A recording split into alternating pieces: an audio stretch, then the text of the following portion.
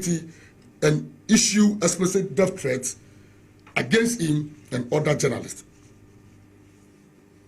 Similar threats have previously been directed at other media practitioners covering the Bawku conflict, pointing to a disturbing and recurring pattern of intimidation aimed at silencing the media.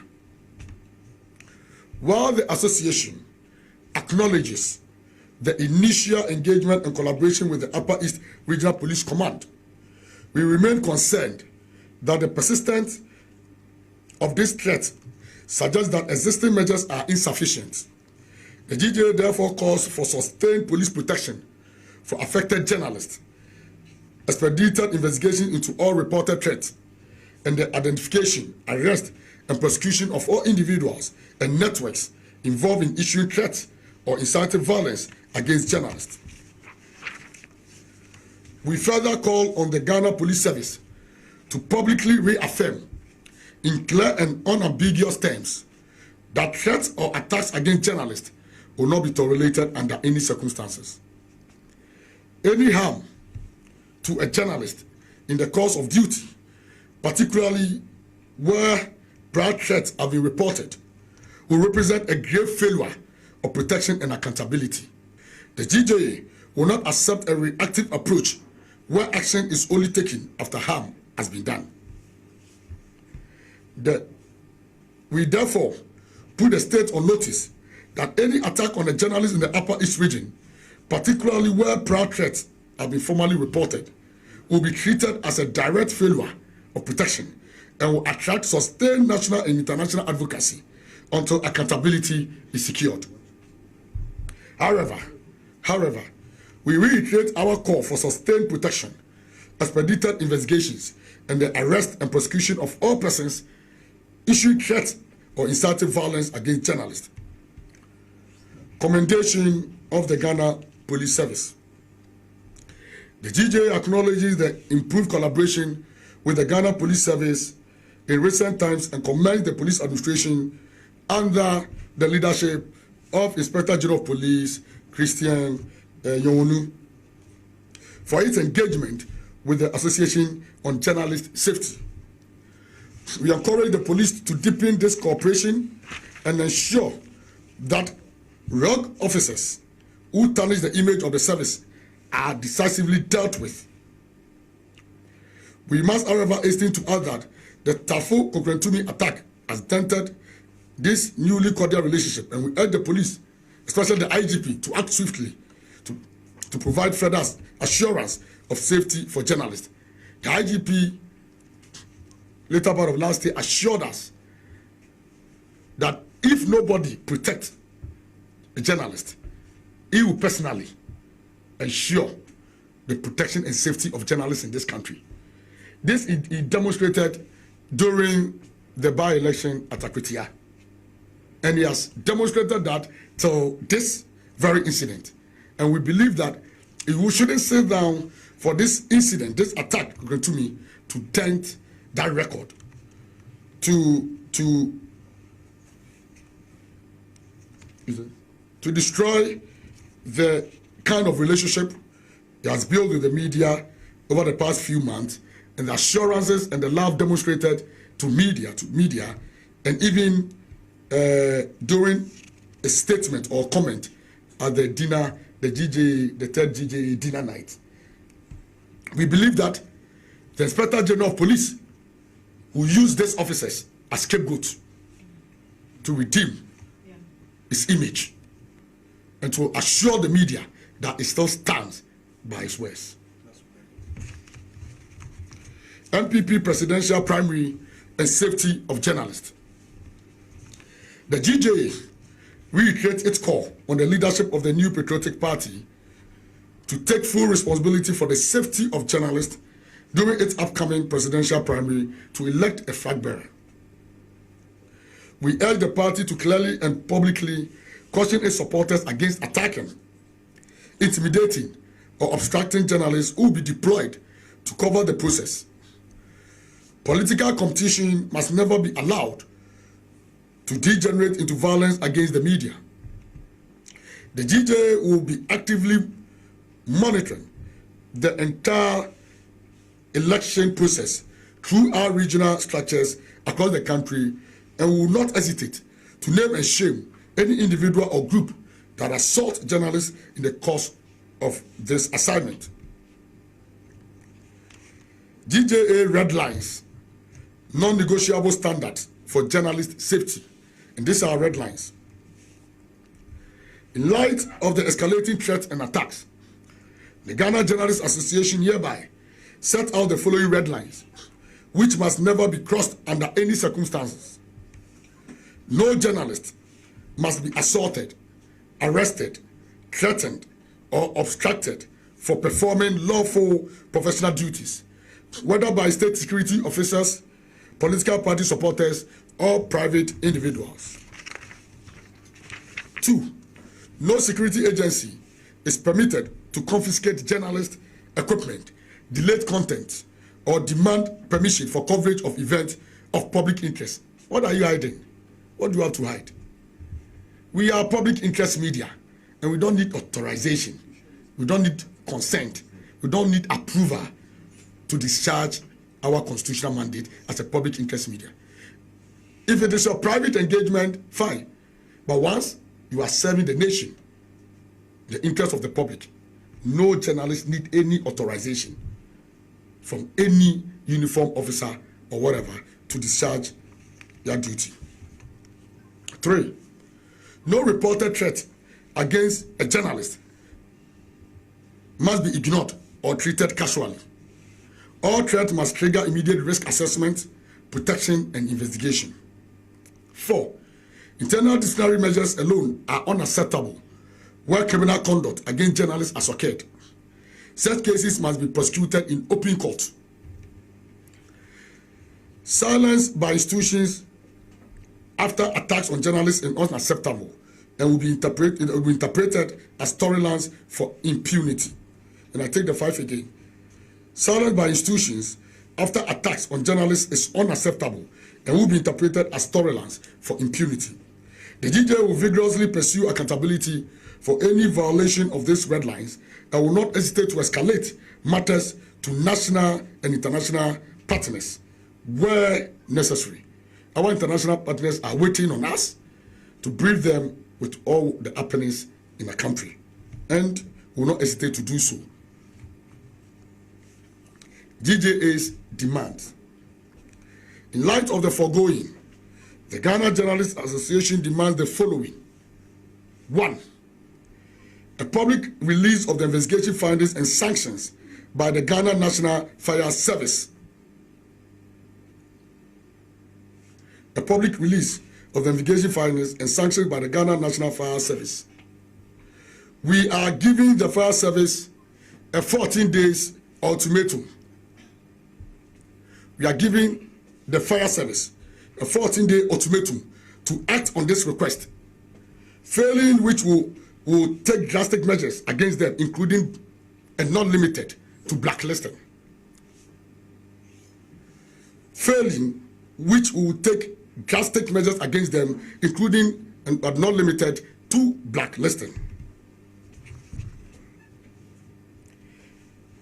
The immediate release of the PRO of the Ghana National Fire Service.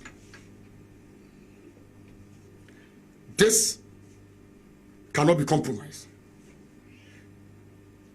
We can't work with him.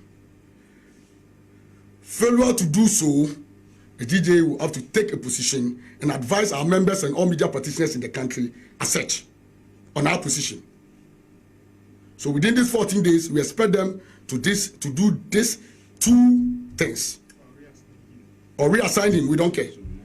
Should we remove him from there? We cannot deal with him. And let me also add that we are not only leaving the issue of criminal investigation alone or for the internal sanctions alone. We have taken both steps. As we speak now, our lawyers are busily preparing summons to take civil action against the perpetrators of this erroneous attack, of this barbaric attack, which occurred in Kaswa. first, as you may all recall, they were defending and saying that the officers in question have not even been identified, and they cannot even confirm whether they are their officers or whether they work for them. That was how it came. Later they said the journalist was not attacked. They only seized his phone and deleted pictures. Now we have all heard from the president, who has directed the immediate addition of this officer. So where are the officers? Now we know the officers now. Now it is very clear that they are officers of the Ghana National Fire Service. They are staff of the Ghana National Fire Service, for that matter. And so we have the full details. And so aside the prosecution, we have the support of the media house, Class Media Group Limited, as well as the victim, that is our colleague who was also assaulted. We have the full support to take civil action, to take legal action against these officers. So we are going to ensure that all the actions are enforced or are enforced. So take note. This time around, we are not leaving it here just at the press conferences and talking. We are taking action. And once it is served, once we served the court case on them, the media will be duly informed. GJA, still on the GJA demands. The second one, or the third, sorry, the immediate arrest and prosecution of the police officer involved in the Kokrantumi assault. And that is what we've called the IGP, we've called on IGP to do daily. 4, clear directives from all security services prohibiting the assault, obstruction, or intimidation of journalists. 5, firm political party commitment to protect journalists during all political activities, including internal elections. The next one is the immediate investigation, arrest, prosecution of the military officers involved in the Wale Wale assault. In the Wale Wale assault.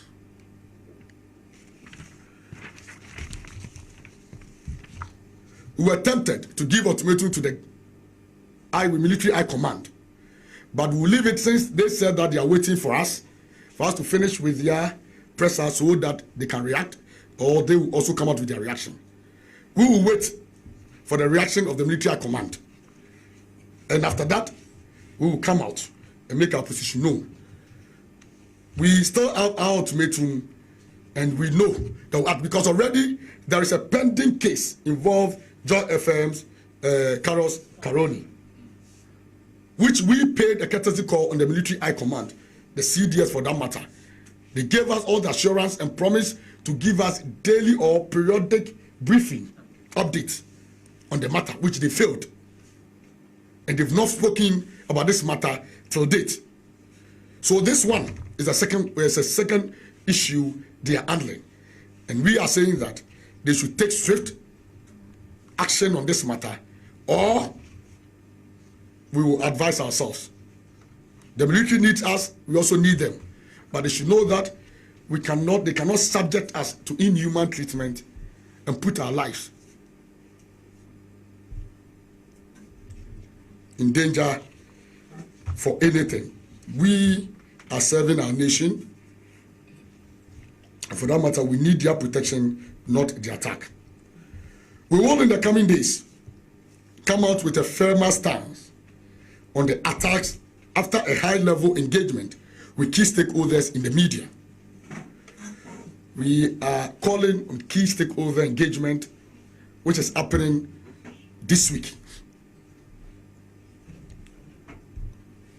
Heads of media institutions, editors, past GJ executives, our key partner institutions or sister institutions, GIBA, Primpact, then we are all meeting to take a firm position and stand on this attacks. We encourage all journalists across the country to be strong, fearless, and unwavering in the discharge of their duties for Mother Ghana, for God and country. Violence in our country. Colleagues, the GJ unequivocally condemns the alarming and recurrent attacks on civilians by law enforcement agencies across the country. This act of brutality, intimidation, and excessive use of force represent a gross abuse of power and a flagrant violation of the fundamental rights guaranteed under the 1992 Constitution. It is deeply troubling that institutions entrusted with the protection of citizens are increasingly associated with fear, violence, and lawlessness. Such conduct not only endangers innocent lives, but also erodes public confidence in the state's ability and willingness to uphold justice, accountability, and the rule of law. The GJA is gravely concerned that violence in the Ghanaian society is fast getting out of hand, with law enforcement agencies repeatedly at the center of this disturbing incident. We have just January alone, the fire service, the police, the military, it's like they have gone for a caucus meeting and they've decided after all night service, maybe they made a resolution that this year they will be attacking us in badges. This one will do and this one will follow. No, it won't happen under our watch. The GJA is gravely concerned that violence in the Ghanaian society is fast getting out of hand, like I said, with law enforcement agencies repeatedly at the center of this disturbing incident. This dangerous trend must not be normalized. We therefore demand immediate and decisive action from the authorities to bring an end to this culture of impunity. Officers who engage in an act of violence against civilians must be promptly identified, interdicted, and prosecuted without hesitation. Failure to act decisively will only embolden further abuses and fuel public resentment, deepen fear, mistrust, insecurity, and weaken the democratic foundations of our country. Quite recently, the President of the Republic of Ghana, His Excellency John Dramani Mahama, promised to arrange a meeting with the security chiefs, that's security couples, security chiefs and the executives of the Ghana Journalists Association to help ease tension between the media and the security agencies. Mr. President, our distinguished member, a proud member of the GJA, this is the right time for that important meeting, given the recent disturbing development involving some security agencies. The time to call for such meeting is now. The President is a member of the GJA, as I've said, and has consistently demonstrated his interest in the welfare of journalists throughout his political career.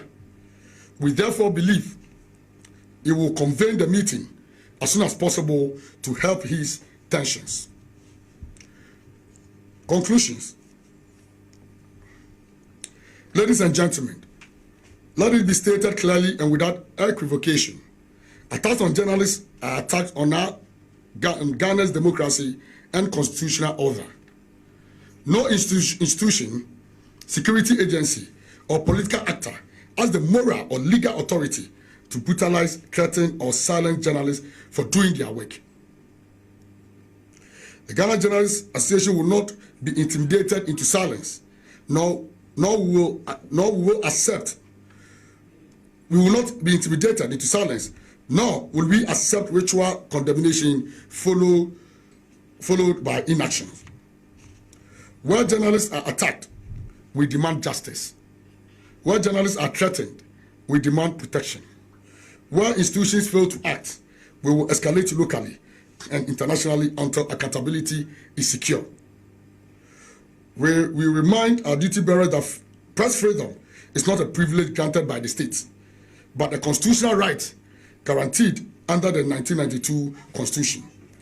The safety of journalists is therefore a test of the state's commitment to democracy, rule of law, and human rights.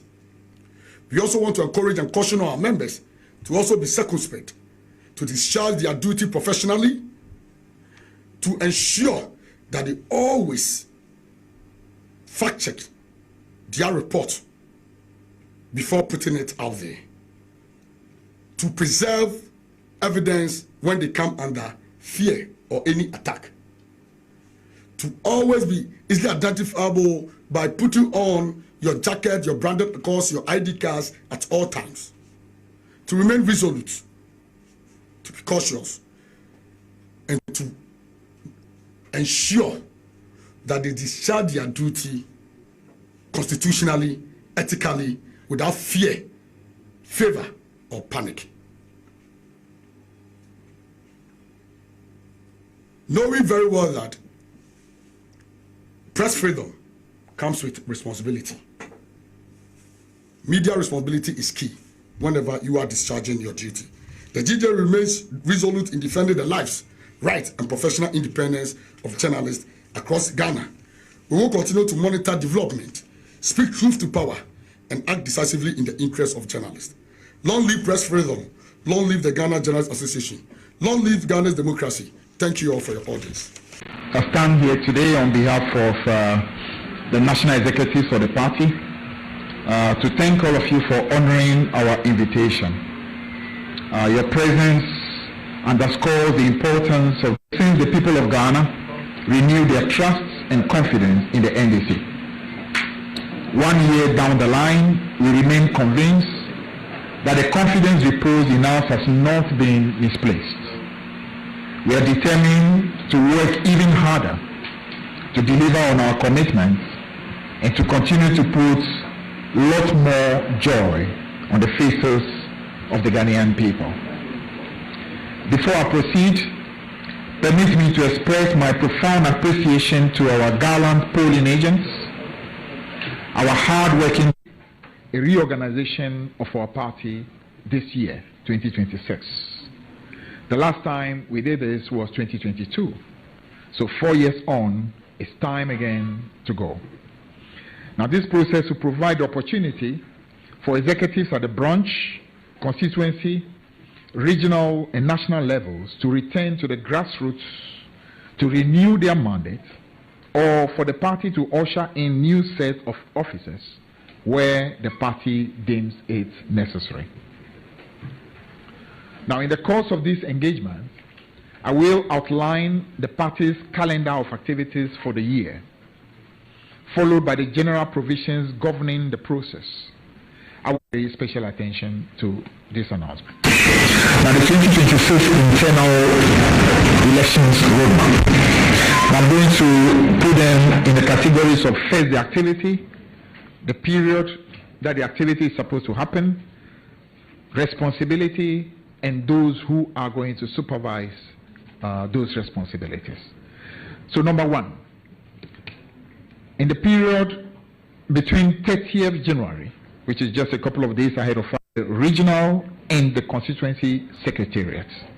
So they will be in charge of this very important assignment, the regional and constituency secretariats. Now the supervision of this will be done by the National, Regional and Constituency Executive Committee. So take note of the three new members for the party, and to also update our register will take place. So this is a very important assignment because we have a lot of people who are, some of them are young, who have just turned to age, some of them voted for the first time in 2024, but want to become much more committee of the party. So that is the second activity. The third activity has to do with what we call the register authentication. That's to make sure that the register across all of the branches properly, what you call, gone through, examined, to be sure we can say it is authentic. Now, so that third activity would happen between the period 2nd to 30th of April. 2nd to 30th of branch nomination forms. Now, this is going to happen between the period 2nd to 16th of May. So that will be a 2-week activity, 2 weeks.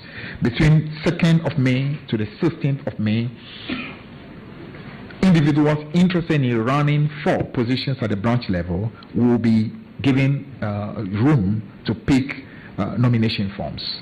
Now, happen. So in many situations, we're going to ensure that the means by which people want to prevent others from picking form will deny them that opportunity.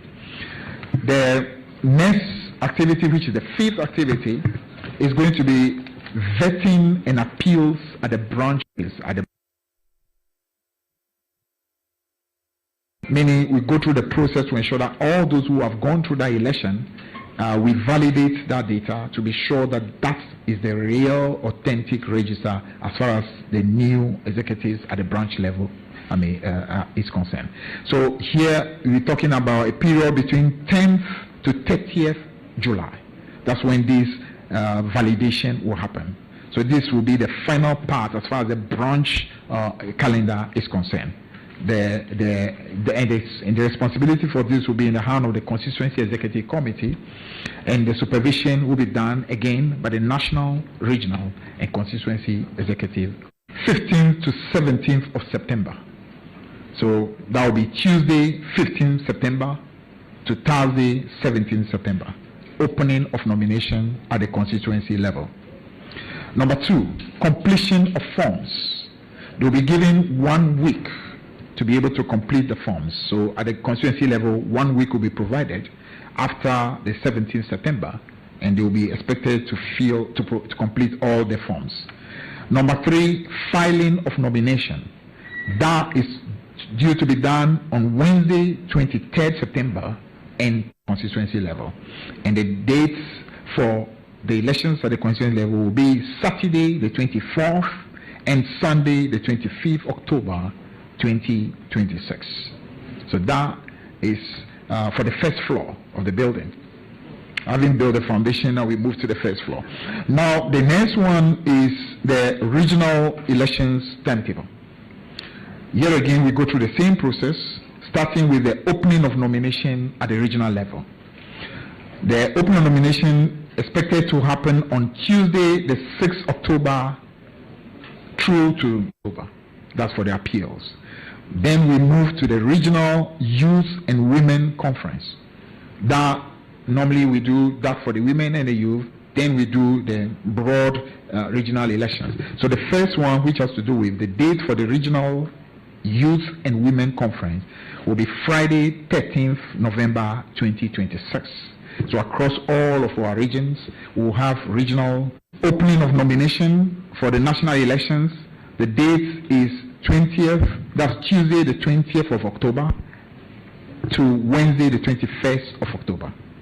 Opening of national nomination for the national elections. Then completion of forms. Because it's national, it means you have to literally go across the country. We're giving a little more time, so 2 weeks, 20. Number 5, appeals. Appeals will be done on the Sunday, the 15th of November, and Monday, the 16th November 2026. So Sunday 15th and Monday 16th November.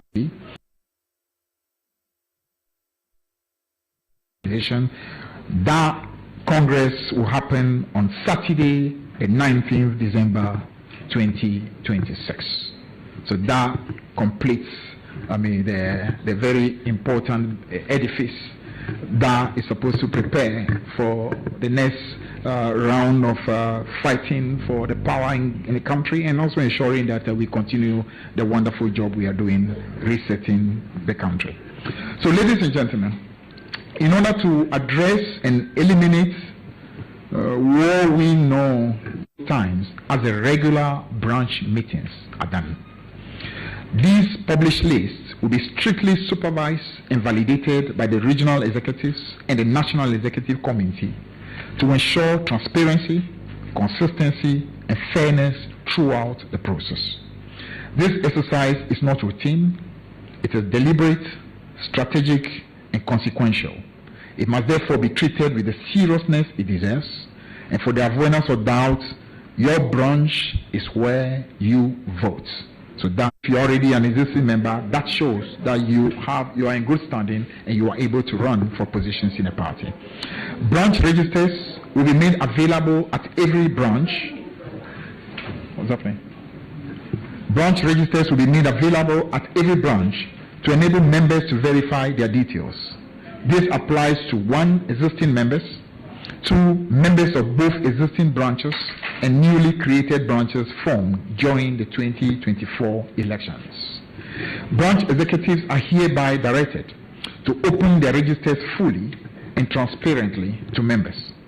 Members must be given unhindered access to check their names and ensure that corrections, omissions, or additions are addressed appropriately. Let me state this unequivocally. Transparent, credible, and efficient process, the party has streamlined all election-related activities and financial contributions through our unified digital platform. Members, aspirants, and the general public are hereby advised of the following official channels using the web. All financial transactions, including the payment of member dues, donations, and filing fees, as well as the submission of nomination forms, must be completed at the same website, what I mentioned earlier, www.ndc.920*25, how do you call it, hash, right? 25 hash. So that is the official USSD code for those who do not have smartphones and who still want to be able to take part in this activity. Now, National Executive Committee approved eligibility provisions. Ladies and gentlemen of the press, at least 6 clear months before filing nomination forms. 2, chairpersons or members of boards or persons in analogous positions are exempt from this restriction. Why? Because they are not full-time employees. So those who are full-time officers, metropolitan, municipal, and district chief executives. Now, the official guidelines for the elections will from today be made public. So all of you will be able to have access to it. Now, for the avoidance of doubt and for absolute clarity, those intending to contest call to party reorganization process, ladies and gentlemen, demands discipline, integrity, fairness, and collective responsibility. I therefore call on all party officials from the branch to the national level to apply themselves diligently, act transparently, and uphold the values of the National Democratic Congress. Let us remember that the objective is not merely to elect officers that reflect the credentials. I therefore urge all comrades to fully cooperate with the party structures and processes as we collectively build a stronger, more vibrant, and more resilient National Democratic Congress. Let the NDC continue to grow from strength to strength, and like Trump says, thank you very much for your attention to this matter. God bless the National Democratic Congress. God bless our dear nation, Ghana. Thank you very much. I ask you to come forward because we are live on TV and we'll be interested in knowing who is asking the question. So, Daniel, can you let us have, Kelvin, can you let us have an extra microphone? So please, you can, nobody should cross the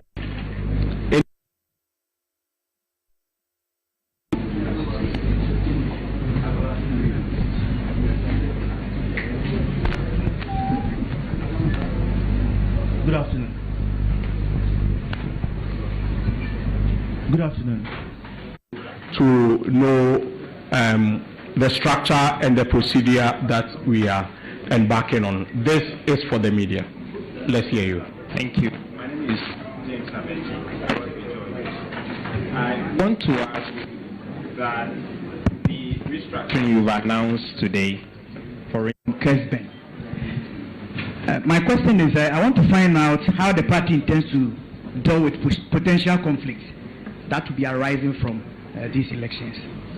Potential conflict? Yes, of course. Okay, thank you. Are you a conflict? Conflict, yeah. Okay. please, we want to limit it. We don't want any answer to derail the agenda of this meeting. So please, let us be in the confines of what we address today. All right, so thank you very much for, I think we have 3 questions, right? The first one has to do with why we, hello, please. Why do we make a provision that some have to resign before contesting?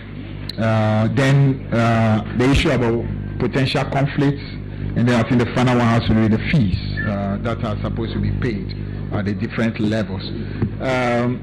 So the first one has to do with resignation.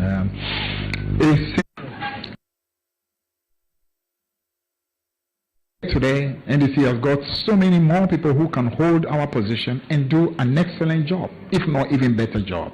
So we must have the same principle at all moments. I think it's simply an issue of reducing the level of greed. You understand? You alone, one man no chop. What's your problem?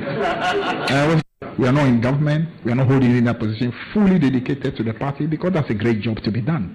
So if you feel that's a great job, join us and let's do that fully in order to help the country.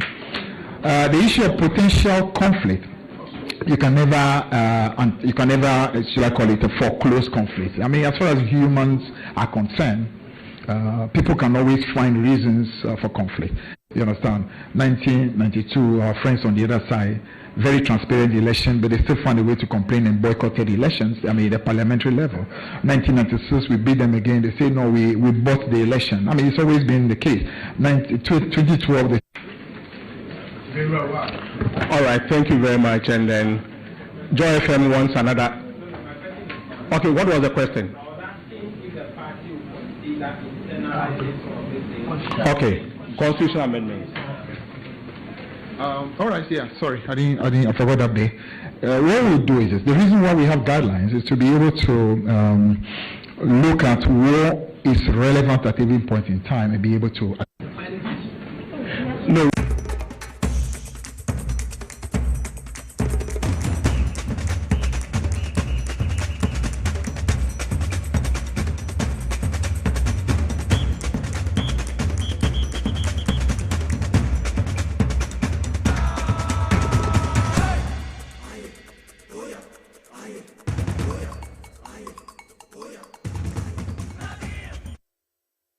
Akwaba Edeba TV XYZ. So baby I will be me, baby I will be me wakwaba Edeba if the cases wa utie power 97.9 FM. So intia kase and common papa no trading upon Yakopon Nasomadre and count and then Aqua Thursday and see the Thursday's edition of Inside Politics.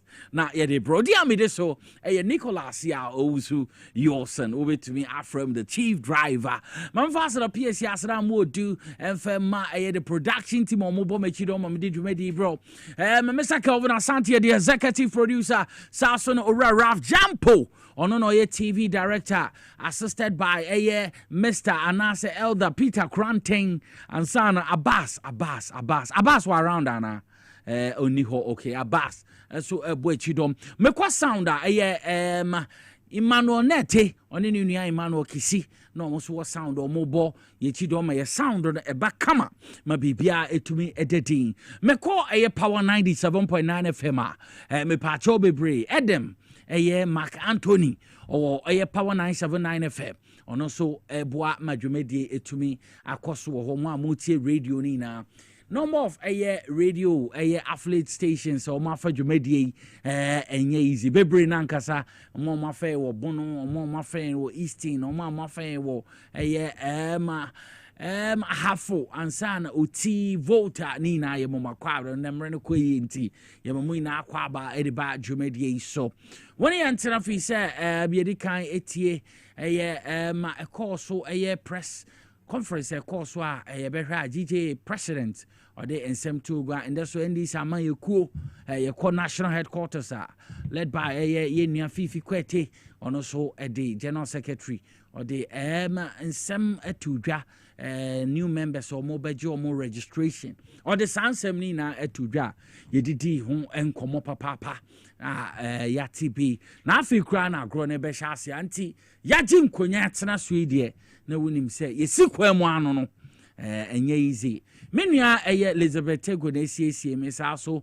na oba cameras a wo be hu Francis or say no so otwa camera papa oni ne boss says you see my friend Kofi the boy biom why papa pani wanyini nti mama mon friend Kofi mon friend Mr Kofi Asante nti wo person come here mon kan say Kofi Asante aha omo na ehwe etwa me camera ma bibia etumi aba na wosu hu me fie na wetumi etim radio so make out say stream live on Facebook at Power 979 FM TVXYZ Ghana ye woso a ni na no wetumi ahwe na wetie bi sa so na YouTube XYZ broadcasting make out say we call multi TV Dege Box audio channel wetumi etie Power FM woso sa so na opeso hwe a we call satellite do so a ye woso wetumi ahwe free to air digital no so ubetumi ahwe etie adwumedie bi wo so kama na baby adri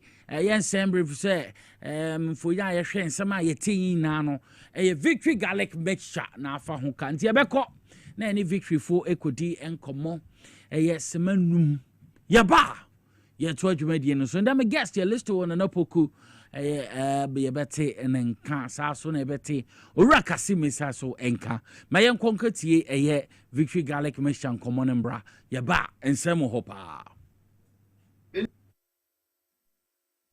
victory garlic mixture na wati ni dinatiatia tin say na edro ni tie na no pasem ne say edro wi adwuma ye titru pa ne say ebeboa ananna ne srade ewo ni padua ni muntin mu ama ohu atɔ kura yedika obabi wo ha okonfikyire a ema edura wuhia ye victory garlic mixture ebi kura ho bekɔ a ewie wo ansa na ba ye victory e na wuhia victory no ma na busumi biara ubenya ofikyire akwa empa ho kura eno de akyi a obi wo ho a ne ti ne ka adwa no obi wo ho ye adwuma kakra bia no abrɛ na nakoma bɔ ne periperi ni nyina ye mogya entimi mfa akoma nu nkwa adwen mu eno ne kɔfa saa de ne ba odofo mesrew so wo ho na wonsem ka adwew ebia wonsa no sei ana wonam ro mu na esi fom no kura adwew ana ayetufo se de edi fom ato mpaboa mu a eye victory e na me kan fom a wonum victory asa no ma ye bobɔ so nyina no ebegyae de oto ho anadwo a wontini na wohia victory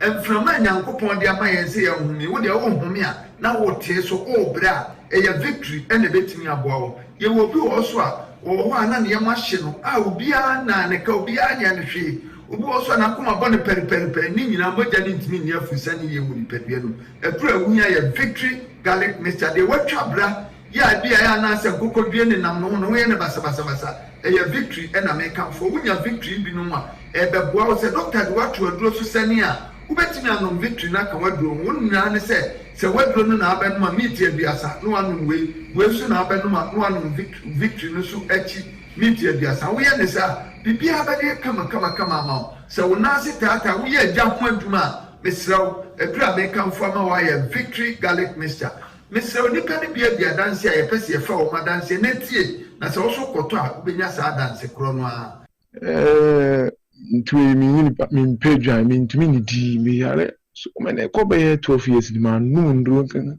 mo jeduru 5 minutes de trim matutu ana se na meti TV ho ntumi na me hwe ne mu se mo tan drobi esi victory herba victory garlic mixture ne mi mtodru sa wa modru no asa modru no eye papa ntumi ni di o mi din sa no me di afi bi no mo se di ya na afi insan afi bi no ntumi di bi afi mi di ma edubone sa bi semi anu so no ntumi di anu so mi gba mu sa afi de anu so bi du bi no ntumi di bi afi mi hu de me nya me ngam ti edo no kan wo TV so a na me kutu bu ni me no edo no anopa eni awiane anwumre no ande no si afi nyampara mi no adibia ntumi di mi si afi na tola tam ko ye black masa modro no die edoni ye na nyame nhira mo aje me pa me problem ye menstrual pains nda ne kakra me so ti me nya me menses no boso me ma me bre pa me brankasa me tim to ndro no ne se man ti se yesi ye bi dro ha na makoto be bia me we mi tim fa ka ekọ obi kru so ekoto bi dro mi tim no bi te se na victory ni dey in fact I don't know minim die wo mu de me koto bi me ti advert no TV so sada na me sorry anwunwe na me koto ye na da dana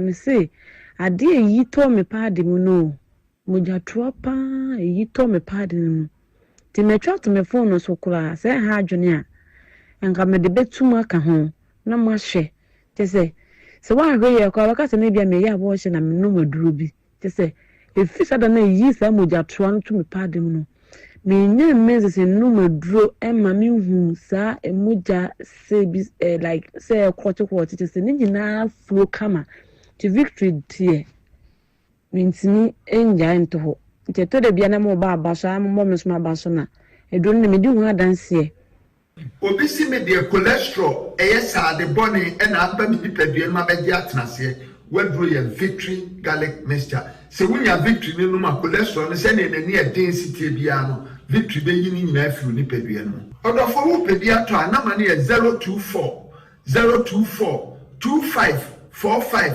633 024 25 45 633 and 020 129 3280 020 129 3280 a victory mkunimdie ne ade bremu.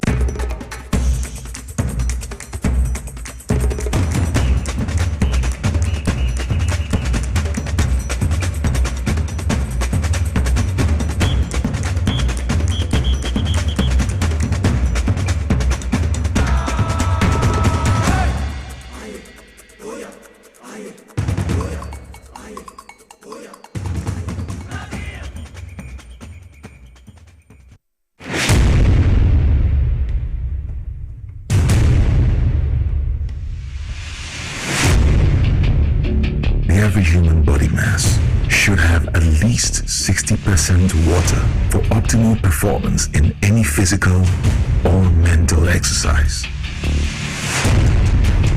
We can help you maintain it naturally.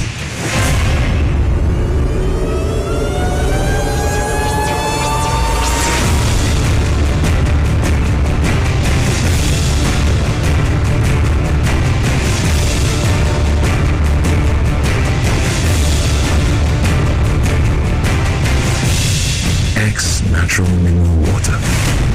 Simply natural. For bulk purchase, call 0596 273 546 or 0596 273 547. This advert is FDA approved. Na ede na ya obayi a oda forma so ne yafunu emunumuni. Oh, Mr. Entry, also ya reya titi me benfie pi nanso ne yamo nyono da. Se me chew no ahodo amato a me hunu hwe a ebe ya nwanwa. Menyi ni se what ulcer tamfo Hexa capsules any Hexa mixture yanum bom kotia ulcer no bia ma no anom. Anka no ho to no dadaada. Ulcer dro de eno ne Hexa capsules any Hexa mixture. Akom ni nchiremu. Ulcer yekura eto yefunu ene ensunumu. Etuma wo yefunu ekeka wa. Wo je ho a enyi. Ulcer etumi ema wo ye cheko ebra wadidi awie. So how eye ulcer de a compare Hexa capsules any Hexa mixture. Nanum bom na ho ebeto. Pedudu etu a ko Okanshi Drug Lane, Kumasi Dani Herbal, Takradi AA Mensa, Anafre 020-3822-855. Apefo, abatanya wama won mofrano fo, ene mofra woni mfie dumienu enka ho. Hexa capsules, ene ne mixture. Ulcer tamfo, edie age edwadie nkratoyi yi atom.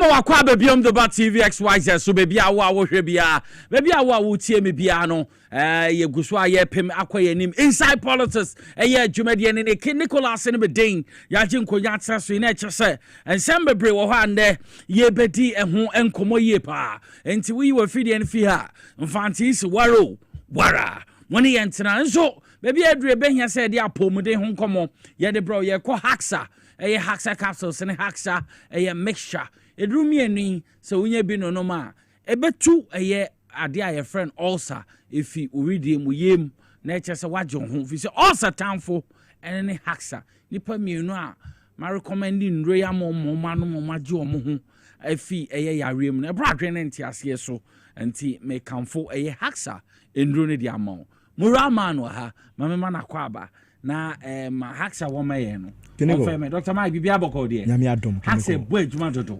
Bo adwuma gidigidi. Ewie fa haxa nkomo no maye. Meda wase ma memfa enchia kese emre eye ahwefo ne atiefo ma gemra mo hwe na ansana yede haxa nkomo no be hye sopra no mepacho ma memfa wentwam sese no haxa mixture and capsules se na de bia munim no so mo ye ntafo na ba kunkonya ba kono kame akwa yese ya na ebinim pese omode omtutintafu nim eni nto be he no obekọ pharmacy shop na herbal shop hono no na wakwa akoto ensuo ni nko no wajai capsules no mepa wo chow eba ne sana sena wose aduro no ahoden tumi esori wo stomach ulcer na tete wono so no mepa chow eso tekakra enu nti da tembia na ye kire o se bomodin ase wo pa uton suo no mixture na wato capsules no to paye no eso de atato na me se unum we ni mienu no a me pacho ho na obehu the effectiveness of haxa mixture and capsules so wo pese stomach ulcer no etuyira ntam ayaresa ne bantam utumi ye wotuma ko wotuma so bibia ye kama ma wa me pacho upo na ukoton suo na anaso uto haxa mixture na bomodia so would the haxa capsules no so den ebeka ho entomics ane nko na me pacho emfa nko obreko a omfa eye capsules no enka ho na wonnom mixa no de edikan bia oba wadi de awie obanom anopa awia ne anwumre wudi kan nom ensuo no wie a me pacho me se bottle no be etire bi eden etua so bumienu no wanom no what 30 minutes time na would the capsules no pure water and I say ordinary water ye wo fie bi no odi anum mienu na ya na kamya ye se enkrofo be se ye nom capsules na kochoki ye minimum na ase ye ntimi nom capsules no me pato nya abotre odi esa wo pese nom capsules na wo pese wo be mene a tu ye friend sen to paye no tu na fagu ensuo no odi wo se ensuo no glass ne fana tu na wodi agum mienu na why den was stay wa kafra na fe no wanom simple eno anu no me se sa wonnom ne mienu e de boso wonnom mixer na the capsules no e ka ho a me pa cho ho na wo behunu se ye kasi adobe effective adobe to me to ya dia sia not just haxa mixture and capsules ya dry ye ka ho asem medika ka cha se sanin so say aduro we ya dura e ba ye no ansa ya dia miensa o ansa ya dia mienu nemom ya dia ba ko pa ye friend stomach ulcer na aduro we esa enu ntini ye besra so wo kọ na se wo kọ akoto aduro na uto mixture na not the capsules na eden aka ho sanse empanifo ni made ntia o man ni mienu no sane ye beya wonom a ebe ma stomach ulcer na adwane afiri ni paduanim ebia wakọ yese mixture wo ho capsules ni ho me pacho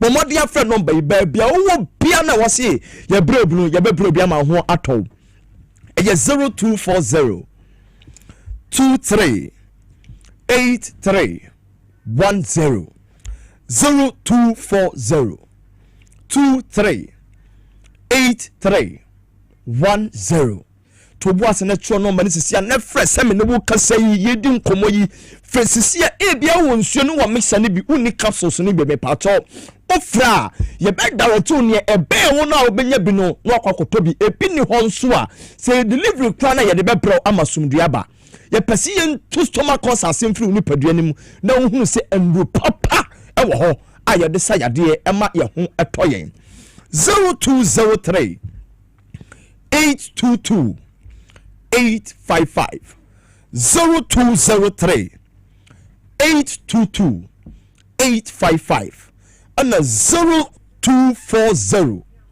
23 83 10 0240 23 83 10 frese me no wokasa sisi yi na baabia wo bia no e bia wo mesa ne bi unni eye capsules ne bi baabia be direct wo ma obenya bi ne be direct wo na wo nso so no asumdua ba na ohaw na ye stomach ulcer no me pato asietimi etuntem no wonya asumdue e de ye wadwuma ama bibia akonkan me pato afei no ye de komo ne sisa so no e de ne stomach ulcer de bia ye ba ye kiro e bia na ye first time a wutie wo hwe yen stomach ulcer de ye pese ye kiro nyina se ekuro na ba oni paduanim na ba bia beto oni paduanim eno na doctor faso no ye de wo de ato ni din enti e bia doctor catch us wonya gastric ulcer doctor catch us wonya esophageal ulcer doctor catch us wonya eye peptic ulcer na chese baabia ekuro ne beto ye oni paduanim no e ho na doctor edi to din say ye peptic ulcer dia ene na ekuro no chese ba ko no ababa beto eye wonsuro nkutuom ana ba ko nso so akwakoto ye funum baabia odidi ekogu no so catch us wonya gastric ulcer dia ene na chese ekuro no ababa beto ye funum baabia odidi ekogu no so so wonya esophageal ulcer ene na wo minim hanum sei no wo hunu dro ba bi na sa wo minim no baabia aduane ne fom ne kogu yam no ho ana ekuro na ba beto na mom se no so say ulcer hoduo biara wate edin biara wate ni ewunim ni ewunim de obi agba kire o de doctor agba kire me pacho anu pumasebre ye Haxa Mixture and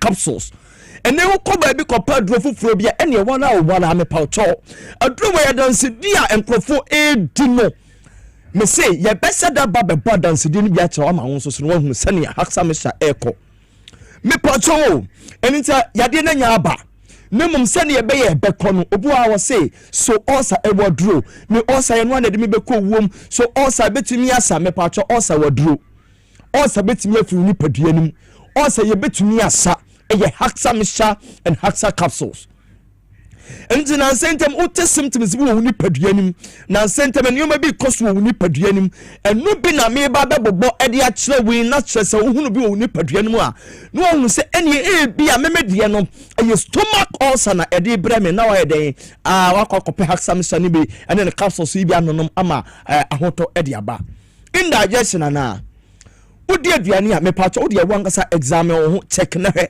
ebu won ma aduane kakra bi ko yempe na ase wadi ewiase maduane nyina aduane na sewso me pacho odi me no kasa yi wankasa exam ho check ho na hwe aduane to oyemu a na ase wuyefunu ase woye cheko ase aduane ne sise asewso obi kwatimi kase aduane ne sisem asise me ho aduane ne sisem mfe obi kwatimi kase aduane ne sisem kon ho obi kwatimi kase aduane na asame pese mensa mfe aduane ne nyina anya de emra me pacho ne mi kan wo hunu bi wo ni padua ho ana se wo hunu bi sadia ene na ye bia wo de en stomach ulcer na de ba ene na kope Haxa Mixture ne capsules na no ma ho to why obi kwatimi kase aduane na ase aduane na achoki me minim aduane na wadi no ase ohuni se aduane na antimi ansa ne yankoto ne yam na emom no akochoki ne minim pacho osa betimi aye wo sa why ba modi ne kope Haxa Mixture ne capsules no ma ho to na me se aduro papa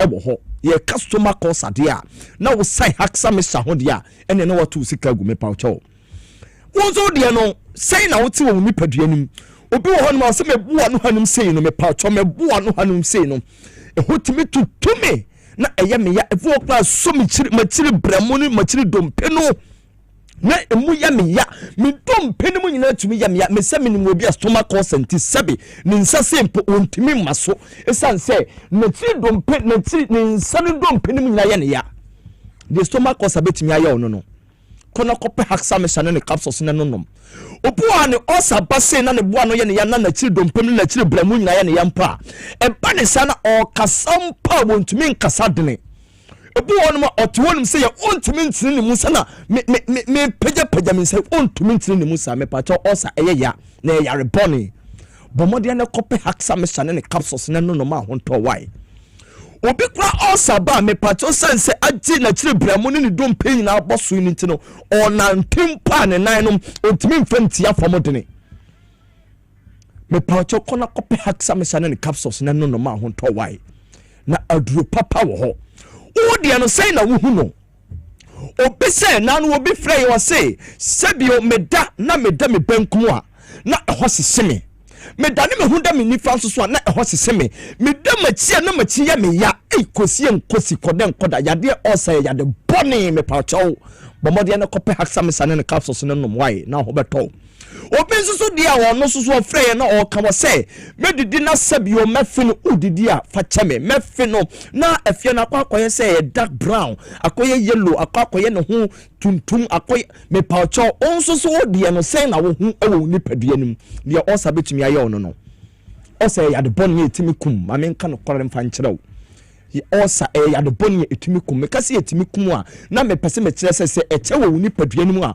obetimi me internal bleeding no eno ne say me pacho hu moja no esene eba bonte a umfa wani hunu obu won mo otimi di nani hunu esanse obefi na moja wom obu obetimi di nani hunu sanse obeja na moja wom but wo susu obu won mo a obefin ohunu moja obeja na ohunu moja na so si wonya internal bleeding eno na obehe wo ho no woni su yewutum eno na obehe wo ho no ase obetumi sia wo so ni paduan ayeho ya wonya pale skin eno na obehe me pacho ase wotu wonum usori se no anso ade ma na wutwa to ahwefo me pacho na kire se internal bleeding koso nkakra wo ni paduanim na wan semi ye na jensem o ye do rache do ko hospital a se yamfa moja ansi wusu a na me pacho keka wo do wako baabi a me mpese me bodini bomodi ana kope haksa me sane ne capsules na no nom ho beto obi se sebio me kasa sebe na enka manum bad breath and as halitosis odofo me se emfede wo yade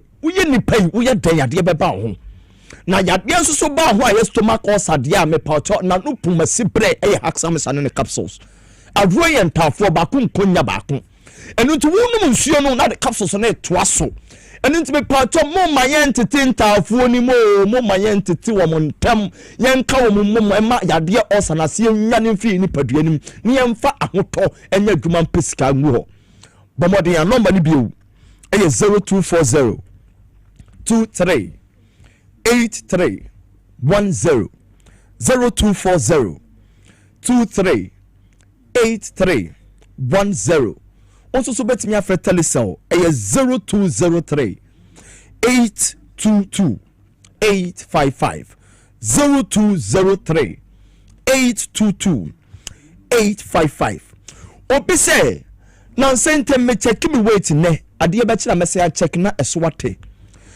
o sabetimi ama wo nipa da sani wafon aye kete wan hwe yade boni bi besusu na so na nya yade boni bi na ba be dan wo o sabetimi aye wo sa o sabetimi ama wo furu aye den ase wo furu adoa wonko ade wo furu na aye sram o kase na wo ye na enyefe me pacho o sa so betimi ama wafon aye kete nyanga o ye oba ye hunu wa ho fe o bema ye hunu wa ho fe o sabetimi ama wo swate the stomach o sabetimi aye wo no osa betumi ama sabio aduane siwonim se obetumi atie aduane ni bia de ato anum amana koto yam no mepacho untumi wo nse odi aduane bia to yam no asen afi ni nyina esa stomach consenti na nkaduane na wodi yan emun enepa no anase nutrients na ewom no ana ekwa na akwakwasesɛw na wo ye oba wo ye tobom kama wafuna sese mu nipadua na sese no wasi so kyese wonama na obi ahunu si yes oba nie wo obe ma so so ye hu si yes obe ma nie na so wunya didi aduane ne to ye mu anu asen afia aduane nyina ba abonte enu na mi bisa se so enuane mu ne pana na nka wose yesesew no ebeye den na tumi asesew enu nti na de bia bon se so tia na yete wo fon ase obi na sabia to wadu bia nto wadu stomach ulcer na ye wo sa no kona kope haksa me sane ne capsules ne nonom na ohonto wo kwa de na wo de wo hweme no wo tie me no wo hunu se ye de akọ ye endoscopy ya nioma bi akọ wura wo minim pipe bi e de akoto ye me pacho ya wa wo fam no me pacho wo mpese wo be fam bi o kana kope haksa me sane ne capsules ne nonom na ohonto me pacho awesome wonya migraine uti fan etimi jo kim me pacho kona kope haksame sane ne capsules na nonom all sama oni padua yi efa esese no me pacho kona kope haksame sane ne capsules kiniko na unse all sano haksame sano omo ntafo ba ku nkonya ba ku na ne ye tene se nkrofo pese omo pint afo nim na o pint afo nim na akọ na akoto me sano na wuja capsules na ahoɔden na wɔse etimidi ba ku nkonya ba ku mienu ne bom asem no esa ahoɔden na wɔse etimi sɔre wɔ all sano so no entimi nya sa ahoɔden me srɛ mo ento to mixer no na the capsules no yɛ den ka ho ɛno na kiniko de bi kɔma ne nipa bi a ɛnɛ bia odi ho adanse no ɔnum nsuo no na the capsules no yɛ sa pepepe so ho ɛno nti sɛ wopɛ sɛ wodi bibia bi sɛ doctor tru aduane sa stomach ulcer na wopɛ sɛ wodi bibia bi a bɔmmɔden na kɔtɔ haksame sa no capsules no wɔwie na ulcer na tru kɔ no na afɛ aduane bia no bɛtumi adi ɛnsa bia wopɛ no bɛtumi anom mako bia wopɛ sɛ wodi no bɛtumi adi na kyɛ sɛ no ho asɛm no kiniko meda wase meda doctor Mike Asepabre moral man meda na semande mbɛ dran se moral otwitwa ne ti sɛ o sɛ me na bɛ kɔtɔ meda na Asepapa men kwaja abo afon krato na yaba aboso in a Presiering Valley what kai sem bi me kan say global of phobi me ba me kan masem because yen so so aboso ne important yen komra.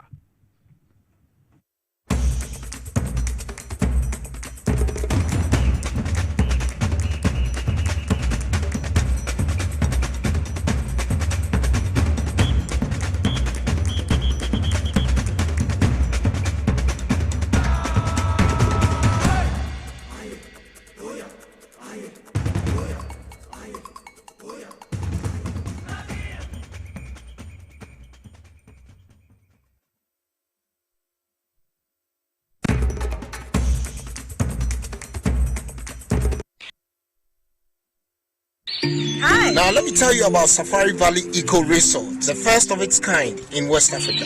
Upon your arrival, you are introduced to your butler, who plans your itinerary. We were surrounded by wildlife from the moment we entered the eco park. So many activities, all in the same premises. Visit the gym or the stables, they have it all. At my break, I'm able to practice my putting. We also went fishing on a man-made canal. Our tour guides taught us so much about the wildlife and how to interact with them. They used only electric vehicles here. This creates a serene environment. I'm told it's over 1,000 acres. My cabin here sits on 2 acres with a large terrace space overlooking my private swimming pool. Now this is royalty. They have their own farms, thousands of fruit trees. I can also have my lunch here at the waterfall. Quite a beautiful place you have here. Visit Safari Valley Eco Resort in Ghana, bringing you closer to nature. Obrebo eye ejumada. Ebwa eyam eduane. Ebwa eyi insa free ni peduane. Na ebwa woni pedua ma etena ho yi. Nanso, woni me say niema a yedi na yenom. Timi ma brebo ye ejumaden sen pote. Mehunda. Me brebo ye juma pa e bia se me ntumi ye bibi bo me brebo ani and winter what the lift it from the Moses Clinic we have our center about herbal food supplement we see pa de bo brebo ama e ye juma yi na e ye juma fatopa ye no yelo anopa ne enumre na eboa ma brebo ye juma yi sene be ya e betimi anyam aduane a wodi e siesie ni peduane mo e yi mo finsi yi eno na me brebo kia pa Ubenya Life Kid or pharmacy, herbal shops, no supermarkets are ebeo. Sa wope dudu so to up. Friend 0244 06 8447. Life Kid, wawu brebo, wawu nipedia.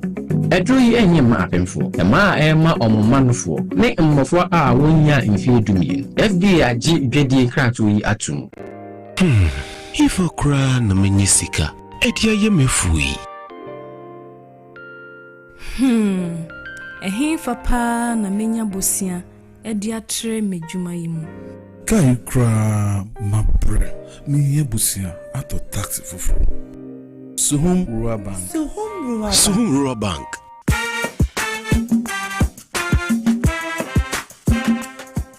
Yemamu akwa baba Sohum Rural Bank. Ye won hyehyɛ ahodoɔ bi te sɛ dwadifo abosia, ekuokuo abosia, susu account. And that's all our savings account. Me bada chain savings account. And then the keka ho. First Sohum Rural Bank was 034229186. Now one so what to miaka say. Sohum Rural Bank. Ama ene mayeka owner. Sohum Rural Bank. Enti me pa minie. Sohum Rural Bank, growing our heritage.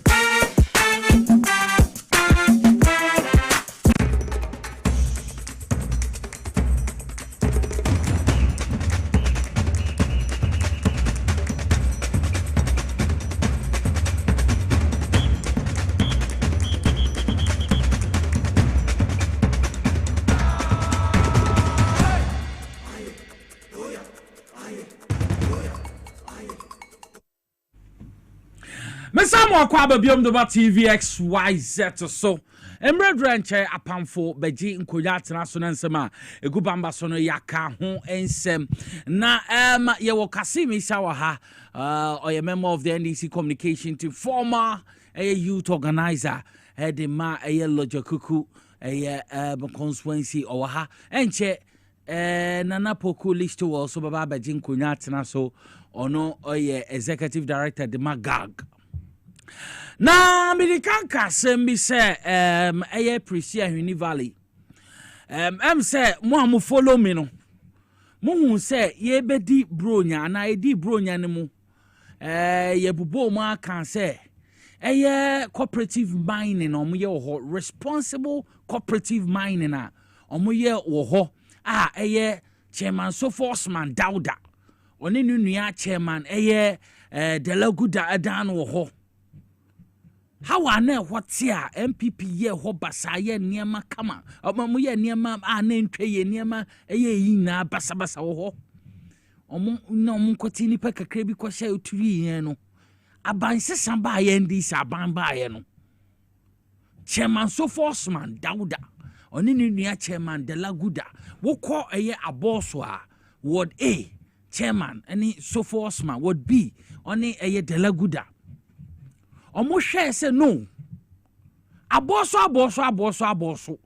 en Prisia Huni Valley no omo so ifoma gudi anyame de ahire omo no oso omo so teso aba grass factory wo aboso egu edwuma ni aboso enti sa shaft no ana bona ye nananom ho adwuma abrofo no betu yo mu didi ho no cooperative mining ni ma aboso ma eso didi ho ate ho emfa so me ankasa metu anamon akwa esabia nyam na ketwa Kasim na omo de na rock mining enye ma omo ye surface mining sensase o me kokohwe omo kwa asase ase na kofa rocks no abo ne ba na omo abadwanya de omo sensuo even nsuo no kro ye bofi ye friends and shaft no ban wo hwe nsuo na esen ma yanumi any once on say asase ase na ya nsuo ho enti sometimes on so mutumi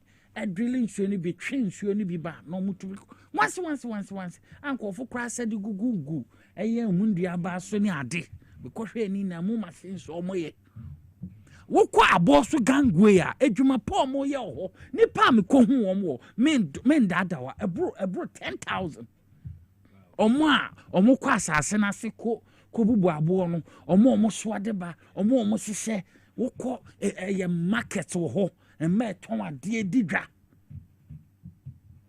MPP aban so na omo ko fa nkofu bi se omo de concession from global all Chinese ni ba bi no da no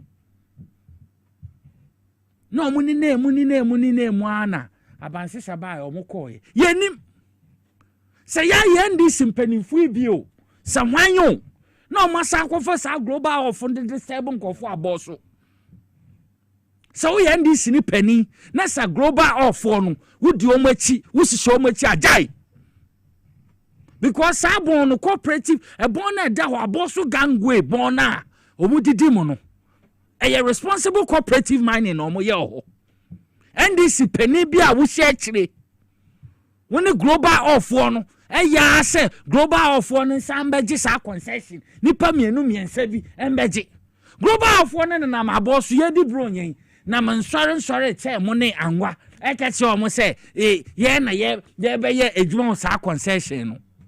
Who the hell are you? Global empenifo hwe na sa omo na mo nkofo kotutuotuo ma obi to ye wo ho no ni pepe praye no make sense see global of one akonsayem ensayem akwaje ayi baby kopa asase wo se omo be ye omo plant ho na omo na ebe ye adwuma wo eye aboso gangwe ho DC no one then obo adwuma doctor ye obo DC but be wouldn't global of one omo mu show machi DC no oye adwuma MPC ye mo betumi aye no buku omo bo adwuma but the pe she chire Nancy, omo ye ya boso ma sorry say no, omo mpene. Because omo so mo didi hu no, when ya de omo say so rock mining. Na kwada ya omo kwato tutu ma bi hu ade na kwada. Then na see global of asan fa chire. Asan ko nsayem so omo pass ase be si plant wo ho. Aboso membuefu. Aboso mbeni abre. Na sa wo ye penny na sa wo hihye bibi mu achi sei na sa nkofo mbe ye adwuma no Abraham ma wo na ye ma nsansi kwamnya Roberts ne ade odwen kwa wo ho na sei omakunipa asomde enim se akoto ma asomdwe aba global fo na konso ayem biom se omo besi plant why so say timemfo ho a ye betim no obi fi China ebe tete nipa why so say ba ne sa China ni fi ni krom China magana ni di nanim matimamini no wo ba betete no wo ba ha no why sesi ano sa semi ba ye omu ye dede enum so omu ko na omu afa won akọ nsayem so omu kopo be si plant wo why so omu person omu happy see Wini Valley for wo ye pani bi na wo di akire wo so global of nso ajai ade omo didi ho obia yewe wo kwa pani ahemfunye omo chefa obi owo ho bia anya ne chefa wo obi didi wonte bibia boni grass fast akwam nkruma simo egu wo kwa wo ho hwe bubu na MPP for kan scraps edi sa gangwe adwuma ye omo didi ho kakre so e ba ne sen why nti wo ye pani na wo di akira in fact enya fine any MPP for ye bo mine any MPP for be ye ma mine say ye mebu no bufu ye niam bebre course so penny for be she cheap say chichira chi mumba sa global ofu be dientia why we penny na wo di akire so when this show wo hin no she twon fi hu because ye mu say wo no wo push global for ye beba betina ha bo di ehye mu say wo mpemba bu nasem Tibu pese site se nipa wu nipa to wabo so anase den asem ye kugu nipa nkwa nipa ba kokura wu a enye easy why se nipa no Ghana fu de di anim penifo bi di akire chinchina pese omo jama global fo why ebufu won kofu mu abo so pa o ebufu won kofu mu nipa to nipa prepra yenim sa asem na koda omo nam wa bibini brand China ni hin onim bibini na di animu wasane na fe chinwan omo na Ghana for na na chirechire omo kwa na me need da for bia hwehwem ono no wo ye hwan ye bebo den aka wa se chese wo mpa Ghana mabu ni ye wo mpa abosoman ye why aboso eyi Prisia Wini Valley ade asase nyame ehire omo was say enti omo so di ho mfaso omo companies omo ye large scale mining ye omo de we mu so ye omo so small scale mining cooperative mining responsible one wo kra wani beji die biom ye kuni pre nipa ya kasem no mato wo kwa boso ne ade ebufu a wani pam no ye dem sa asem na to masan ko fan ko funi na mechire ekinu omo kwa asore dem ye bedi bro nye kwachichenem we mu na ba ha no dem ko fu ye ka it is alleged so omo ko fra assembly member bi wo ho kwa nche omo pese omo hu omo no hu bi mu na kofu bi ba omo side no mo ka so global health no be ye adwuma be boa yen na kofu na nje but still sadie no mo ye na nya fine bibi fu bi die nim na mo akaka se mon kasa mo na ye be ye we mo jai sadie no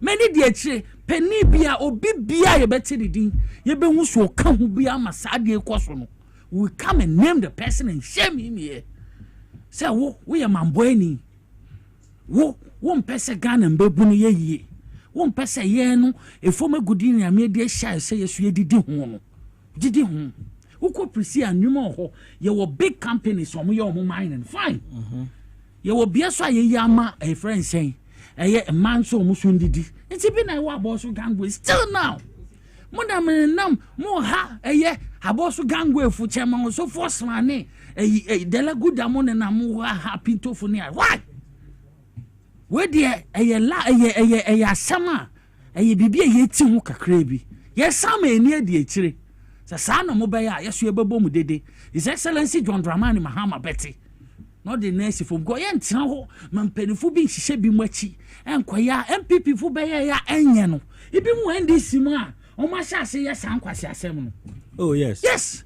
Yen to sabio yen kasa sabio kwasi asem no na ye makwan ye reset Ghana na Ghana na ye reset ni yes sir o se mebun anase timanfu ye di hu mfaso ye reset Ghana se mri bibim ko fa China for buy no ye reset Ghana China for na san be ye masa be sise ye nsu no enti bi de besi ha nsayem no mo akone nam so mo besi plant no yate ye ni di echi mebeko bia so ye beka ho asem mami fancy ya mi cheche wa se nua ami adom na so adom na hwe ye ho ye ya mi show mi ka ya mi show mi gidi so oti ase mi ti ase pa mi show papa because only list to my idea we a second time mama say you know there I said by find the phone nti ni time ya the frame time ye dey buy ni adama ya de nyame sham say woko sunyani secondary school omomoto o se me mind me mind me party nti me de pa it was o mind no party na bia wa baby awa waje penny sure time the frame woni list to motumi ade penny aba me de pa na bibi aboko de inu anyankopon adom bibi aboko na I say for some time now me find say from Monday no some little Monday that be no frame me in discuss ba program no Monday until almost start Sunday no Sunday now humachi and almost start you see this demolition exercise or between Chado ne Teshi Omo 2 a.m. Francis do omo echi because omo ye omo ye obi interview the panel say ne man omo ntimi akọ school because adede ba omo echi 2 a.m. so loko say we dey echi the but I say anya ho on Greater Accra yes Greater Accra me wo list no wa ha yem say you can say first be me dey be chance first Sunday AM in the end me we insight into me di can 1st February Sunday but ablekuma say o ma shase ye wo baby o ho ma shase ablekuma kwa ho sa so nti nda kra me sent Gilbert Mbra ye kasa be bombo den say betumi aye ochena ahwa e benya me yankasa wa ha na ye ne ne tin komo family because say asem no ye kan no ye nya kan November na abokokwa but you say my work can me me is on the issue ni say yenyina no we support say ampa in fact onam o drive it through the principal street of Accra Peter mo a demolition exercise utimi hu say ebinum kra de car kwan no kra no ebinum aye container my extension they are taking half of the car kwan na nkasa ne nyama o kankra no my year so yenyina we support this kind of demolition exercise but on say bibi sa no obeya yes onkofo no say o ma notification da but for the to avoid exaggeration from the victims because mostly sa na ya omo issue but to avoid omo exaggeration mostly ya omo kom no ese say mo man notice no enye visible ana enye ade a sebi anka media call ye notice be the see say signboard it is there, this is the notice, this is the data I notice in BCO say a paper cry etitali honum this is the notice media nanga sabako notifications ni na the omo de man but omo de man wonim is it last week so follow ya last week Kofi Meboa make kind several times ye videos wa ha na enye last week no notice I know last year it's omo ya aware of my question yes and no there so because a notice and omo grow mo aja tum say yes ye mamuti asese omo ba be bubu ba won say o ba be bubu ade no one man pa no date enti no o ba humachi definitely menua kasim make one man Mr. Asante kra Asante o ba bete yakiara one man Mr. Asante creepy me chene say minimum say we area but me chene say omo yeah lejo kuku yeah chado yes me chene say you are aware of it last year November omo ka say ombeye omo ya nti omo di ka chom say wo hwa videos no bia ti ase dada meba mini America ni say wa ka kire nipa no o ba ba ya ade no okay ma yenko tie opinion order nadmo ano major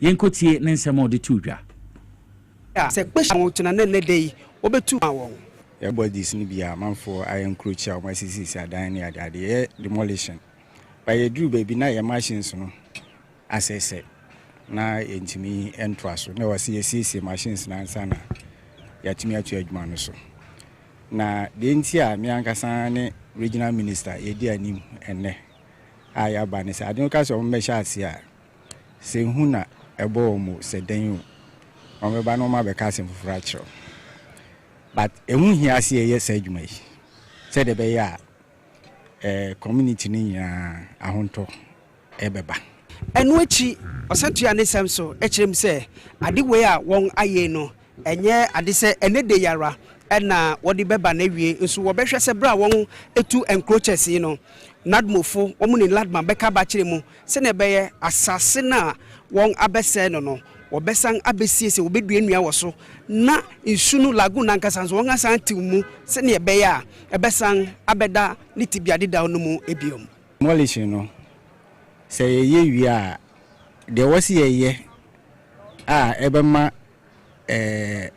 amanfo abuhu a mo ma biom no ye nye saa de no say ye bubu ha gu he we hwe na ne ma no gu ha no mo a o ma ngru no mo asan be sesa ne ma no ma ye foforo but this time there ye ne say ye bubu ha wi ye ya ne ladma any municipal assemblies are related to this place and no ebe clear ha nyina ye clear wi a dwumani bi ebe to aso ebi ni say one MC ladma omni engineers and planners kasa say omba be dredge the whole lagoon ni biom e dia be kan sa river yi na ya sande sa ecosystem na wo ha during that time ne dia ba na biodiversity ne said the ensue SSC eboa asetram enkramanta masuafo Linda Obiniwa Akwele Okulu no head Regional Security Council Ife our regional ministry also any young at the end of the day when it rains where does it go? It goes into people's house and then cause flooding, and then who is being accused? I mean the government. And so this time around, trust me, we are not going to be soft on them. We are going to be hard because we have to make sure that we protect our lagoons. And like they said, water has its home, and that is the home. I mean, if you virtually seal the place, where do you expect the water to flow in? Every la that they could upon mentionum ewo encramantem peshi lagoon esono. Midin the Accra Kofi Dako, de ma XYZ Kasiebo. It's a choir sign Abba. Adianye. Because city engineers here the blame be momo. Woni mo ma ya omo kotwa ɛhɔ ne de man kɔfo so ɔmo ntonsi dan na bi mu hɔ a wa wonim sɛ hɔ yɛ nsuom wo hwɛ sakomo no mesi wo sakomo no Ramsar the same thing na wo pesi laguna nchempe o no mo afili na yetu omo a nti em say eye mo nsema regional minister any MMDC so omo ye dwuma pop ende no papa dwuma papa regional minister yes or your ban so ya santoa woko East Legon na gates ya cast so na esisi dan wo so. Can you imagine? East Legon gates ya cast so na esisi dan wo so. Sisi abo say na ya de teacher o man gata woko ya wonim ye fro saying Lagos Avenue wo fast yashi Lagos Avenue bridge kese pa ya cast so na yesi abrosan meanwhile ya cast so bridge pa o e bridge ansu fast ye ya cast so na yesi abrosan wo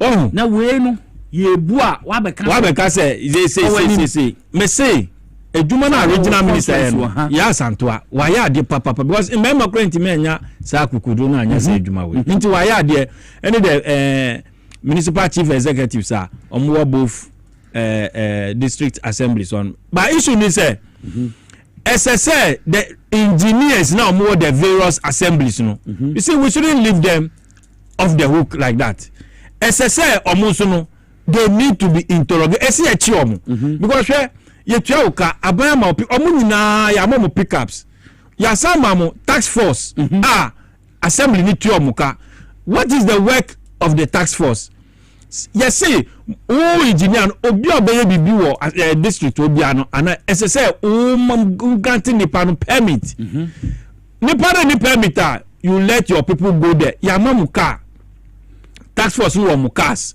wo engineer so wo ka into tax force na adichi no mo be djuma de omo djuma nya so omo ntina assembly because they are not administrative workers omo nya security men e wo ho they are to go into the community no mo hwe new development e ko so a obdc no then they will report and now no mo atro ho then the person will come to the office produce the permit ansana wa ma wa to aso but what do we see ade ahomache na omo dependent control stop omo ankasa afa pen a trust stop work no ye ne djuma na mo engineer wo to office nipa nbe ye djuma na ko si lintel afi ansana sebi oni papa ba regional minister papa ba also person o make sure say this year issue abeto Ghana Greater Accra ye nya flood so she is working towards it afi o kwa ko gina ni bulldozer we bubu ni pane dan no sebi also can you are also part of the problem as an engineer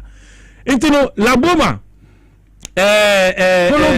Polo Beach onum isuo no ankasa ye pia ase twitwa ndua no say first no unam kwa no so a you don't even see inside say ye twitwa push isuo na babesi ya feel what ya car park ena ye ni nyina mako ye nti eseso mo regional minister I'm calling on you Mr. Ejuma de why ni nyina crossing na ko Polo Beach honum sa structure na egu honum Mr. Bubu no so buo because in fact structures be brave on my we bubu a enu kwa more expensive since I we no nti ye best say ya hwe East Legon so ye best sa stretch no badwuma got an free ebru but mo hwe from ebru honum mkofo my enkrocha besi la patient no so Legon insuon pa na ye affiliate dan because of a way East Legon yes entino ni omo yare de wrong and we support what the regional minister is doing because sebi it's no talk na yire yes so that you can stop it na ekofa innocent people who na once on omo ye no ono wa affiliate nto ono osisoro iso no so ba na block ya innocent people omo de omo ni problem omo esi omo dan waterways omo ni problem then this water will go and then it will be affecting them na flood buma create on the innocent person entino because onu say onu na hoye at the wrong no onim say o send the identity say me feeling into onu there onya time e fele into osini ne dana esisoro into so ba hwe nya no but wo na wo boma wo nya boni bia wa follow the right the right land so nsese anka sese fla nso tokra e flood no umbom na because of akwawe ni person kubenya ne negligence anase ni trimodin a wo mosunti no wakoya ade we si ho na ubom obre nti ye besere regional minister don't allow. In fact, send your was start year pa because last year Ramsey side action or year on no say yes. Uba say we mini business say oba be yedwuma no. Near wire and this week so no ye ni so but you say it should be across board. Trakwan no call inside Laboma Polo Club honum no. Dine isi honum no eno so kan sa dine say e ba form because ye nyina ye nim how sa honum na etie.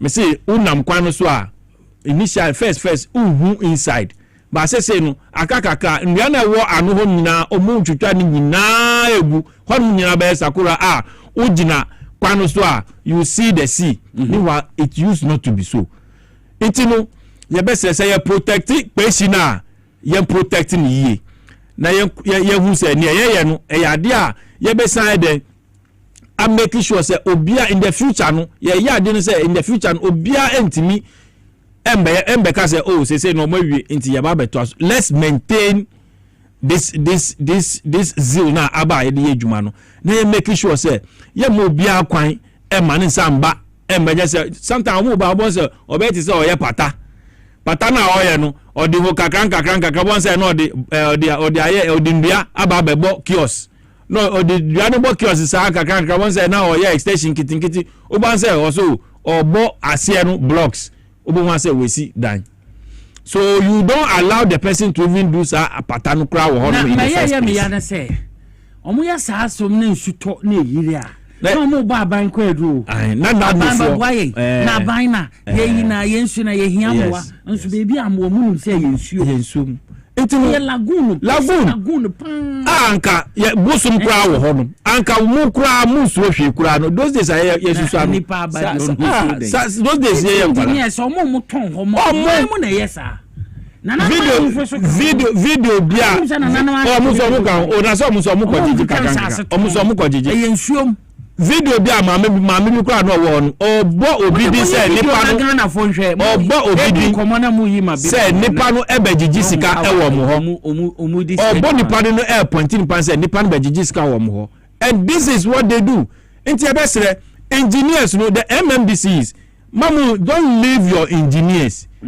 engineers no omo no me the problem of some of these things because maybe engineer ade no de bia onam una onim say ense nipa ne onuma honum na na ebubu no enti we ba o tax force no they should be going around anytime be mo say enkrofo no yedwuma ba omo bubu no so it will not get to that stage obetwe and hwe cement bo hwe building materials bo hwe iron rods bo na say obi wa twen ama wa jeje 20,000 10,000 5,000 1000 wa jeje skakiti sa ama nipa na a developer be see this level na yeah ojina ichire ana sometimes ko mukro mu baby no ma je juma na ma the regional minister and the NADMO no mo di nim meanwhile when you were allowing these people to do that thing NADMO and regional minister they don't belong to these two constituencies but omo no mo ye juma no meanwhile enye omo no mo ma permit omo nim ho hwe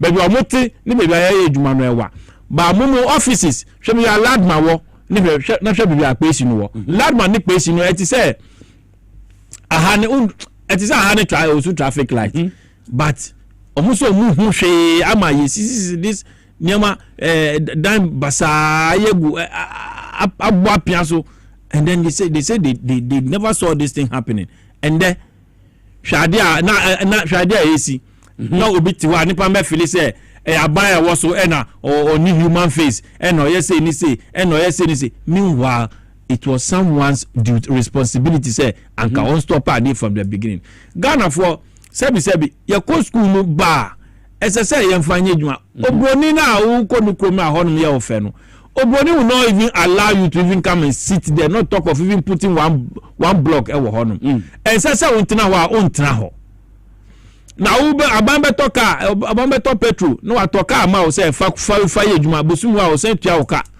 na ojiji we nyum nyina then you will still sit in your office. Uti eko Ghana pen who say engineers they be moved to your offices. But engineer there all the time. You are supposed to be on the field. Because untina officer, fielder. These are some of the things that you will see. It is only in Ghana. Engineers. Who say engineer, not or office. Engineer Benetton office. Engineer all the time. You are on the field. You are there making sure say Nema Akoye. You are there making sure say the necessary will fix it. You are there making sure say necessary original has original. Send a report to her and now to reporter. You have a fair view of what you have seen and felt. But engineers doesn't sit in offices in air condition and then claiming say Omo Juma. No. This time around regional minister ma when call engineers no ya dada bache ya na ahemfo no so omugu so bi musu twetwa nsase ne biton a ya ye nim sa asase eyensuom omo so yemble mu omo mejitum asase wafo no so omo so ba se otoma no na se engineer be bubu na nipa no bokwa kwaji ni sika enti no the next time no asase ra no ana assassin for they won't go and do it again because what on first one Yakob Bubu nipa na ba or down ka ana no gina court down ka we no go and sell another one nya bi so wo engineer no what I mean is all the powers are in your hands okita the geographical location of the district now one you have everything so baby no go area you know bebe sese ye fan so you know it is who say no map now who share map now who say no ha say no ye sit down wo ho na say who so be here bibi wo ma what are you supposed to do men ka say asasiwa na ato ama no therefore o dey obetena wa ye hwe han nti mra na ye dey ama o say fa ejuma it means that you are not working with the law and if you are not working with the law then the law will apply on you. It's simple. Yema ye nia list Nana Poku yema wakwaba. Nana minim so African Trade Summit na say. But wo mighty ye frɛ wo waba so woni e beso. Em so ba ya ye di nkomo kakra ye bo regional minister Baso. Wo hwɛ demolition exercise so mo ye frɛ Peshi Lagoon ene areas bi omo ya Blekuma mo ene em say 1st February so AM so be ye ne de ani ade ma kra tumi aye wan wo hu ne sen. Jumedi o medi no ma memfa konya wesu na menchia ahwefo na etifo da as usual memo abaso na adwuma so a oyeboa o Ghana na de etoso bi menchia menua Kasim na edu ba bia na enuma ni bi ha oti ase then so I was say ye no say ne ese fata Imom kasa refree no eya boy Mercosur Africa Trade Summit oh bibi e koso azani say home say I was here organizers na baso so say it's one thing that on my way ya lake kakra ka Africa kra no but the only thing that I would encourage all of us and it's any quite say you're limiting it to talk shop. I bet so I dream we actually you know because put a policy document together and making sure say you be man the timelines are you did so. But I've seen the organizers they have a lot of tasks and on my committee a lot of people who are really taking notes.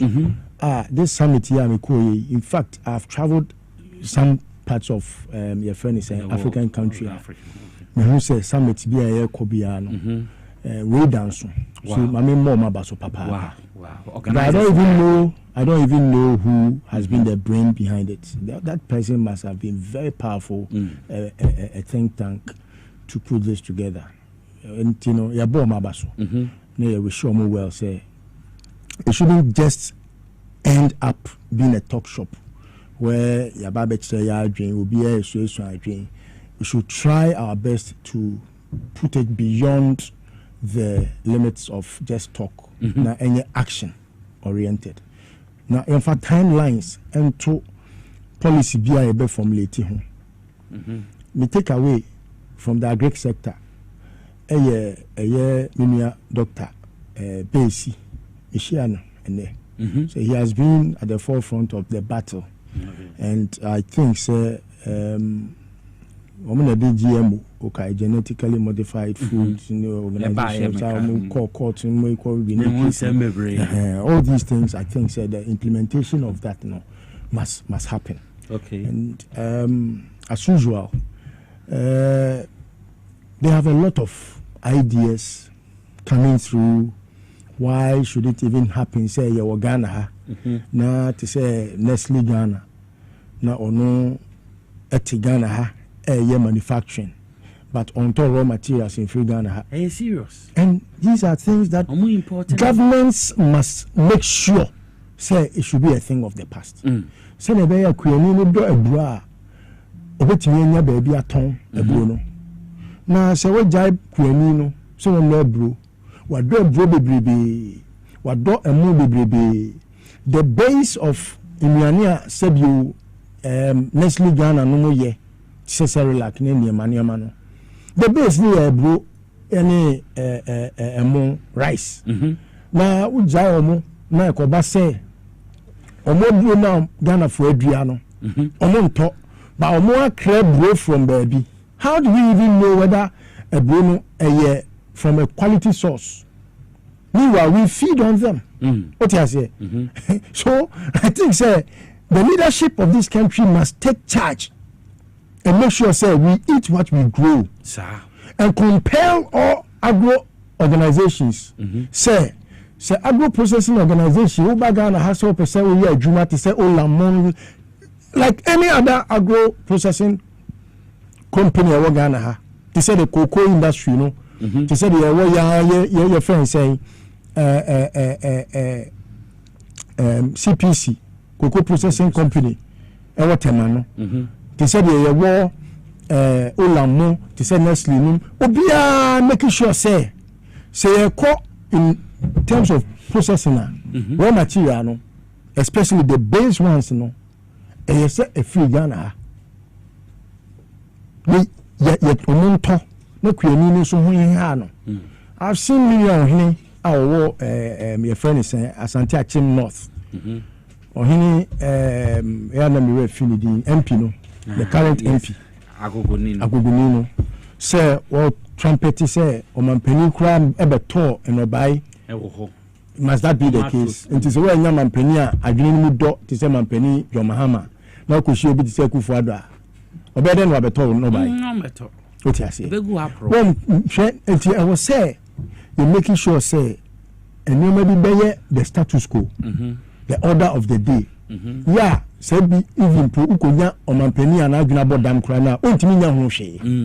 What I say? Let us say, I say, and she say, yeah, and that was so this war. Untimin Casse me yet, Wabra me wo. Namini what ya, your babanon yadi ope. Baby, I will see a formulation of laws. Laws no you be enacted amana share abankete say e will say off taker agreements e won Ghana ha bia no e concern the farmer nti farmer bia wo kodo ebua wonu say anya bia no Aban is going to buy it to sell it to agro processing companies and I say Aban is compelling agro processing companies need to buy the produce of farmers. They said the cocoa a year compelling on Aban to buy it to sell no. So I will say Aban it making sure say you debeko cashew, you debeko ebro, you debeko your friend is saying emo, you debeko entiaba sana me kwa kodo tomatoes a.